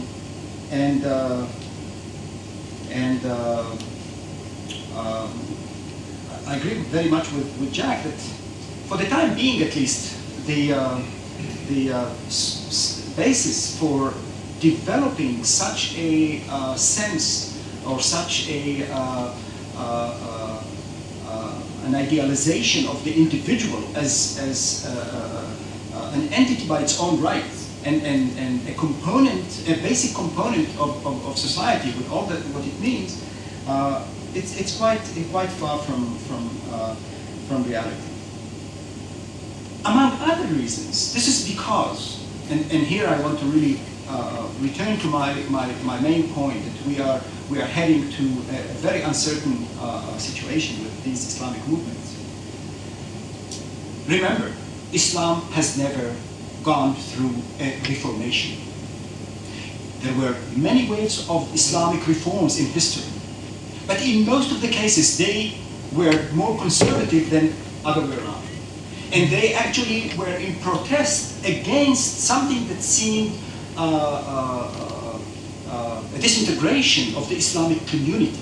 So the way to bring the Islamic community back to what it should have been, or should become, made a tremendous influence on individuals and groups to go even to an internal war in order to maintain the real or true nature of Islam. Of course, each group according to its own interpretation and its own preferences.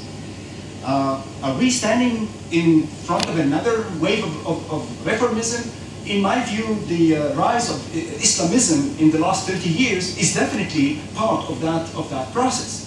The question is, what is going to happen now that they are going to be in power? And I want to say here that we have two bad examples from history, and they are Sudan and Pakistan, where Islamic movements, together with the military, created sort of a coalition government, which actually left their countries, these two countries, during the time of Zia ul-Haq in Pakistan and al-Bashir in Sudan during the 1989 till 2000, really in shambles when they finally repressed or removed from power by those same military officers. So I don't want to repress any sense of hope here. God forbid. It's just that we have to look at the situation with open eyes. And to Uriel, was there any resistance to neo-patrimonialism? if we look into the practices of Islamic movements, what do we see if not neo-patrimonialism? It's not the same neo, but it's the same patrimonialism. No, seriously.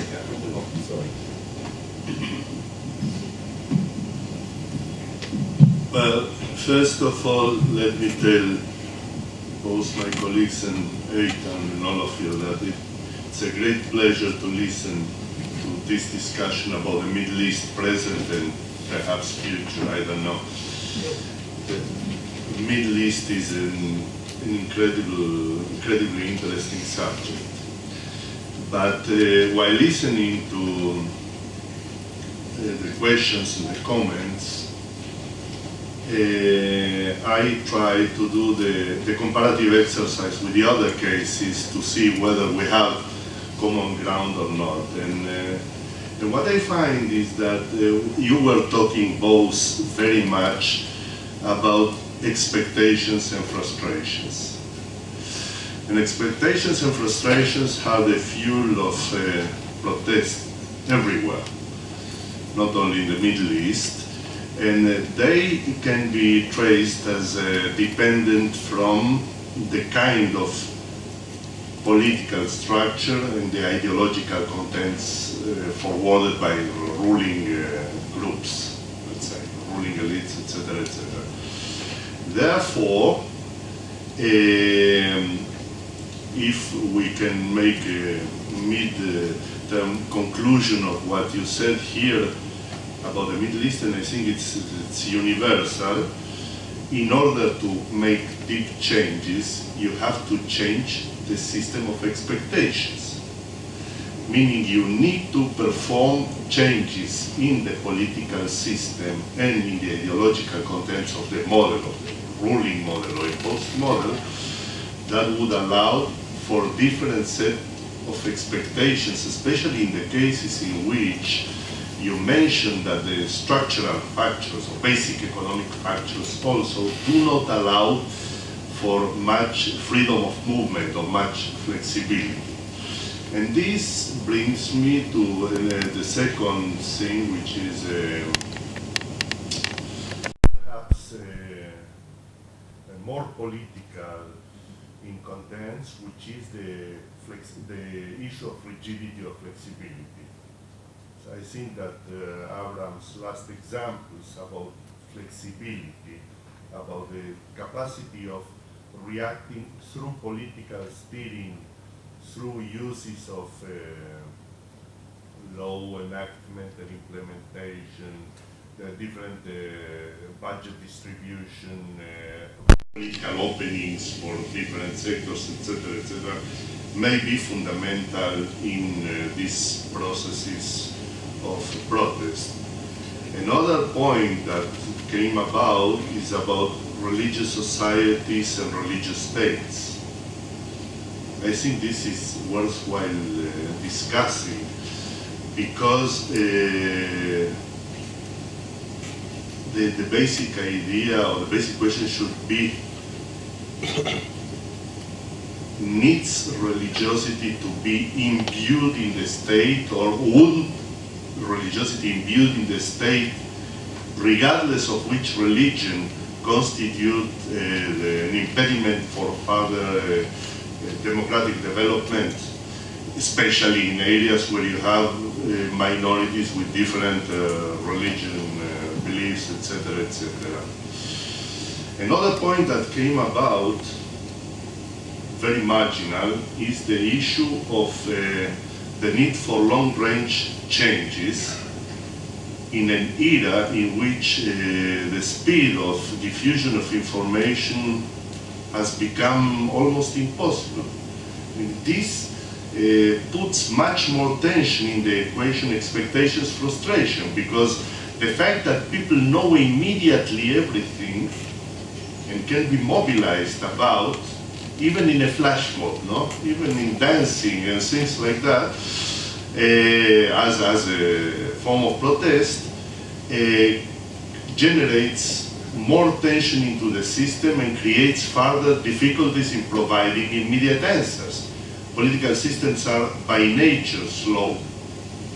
And when we speak about budget allocations, of course, they are even worse. And then there is an underlying word that has been mentioned, but not directly on its name, and it is the Gini factor, and the fact that better educated middle classes, elite groups, or larger groups are aware of this, the problem of distribution inside societies, and use it more and more as one of the tools to try to demolish what they consider to be an unjust system. I think these are factors that will come up in the discussion all along the workshop. And thank you very much. It was a fascinating presentation and discussion. Okay, guys. Before wrapping up,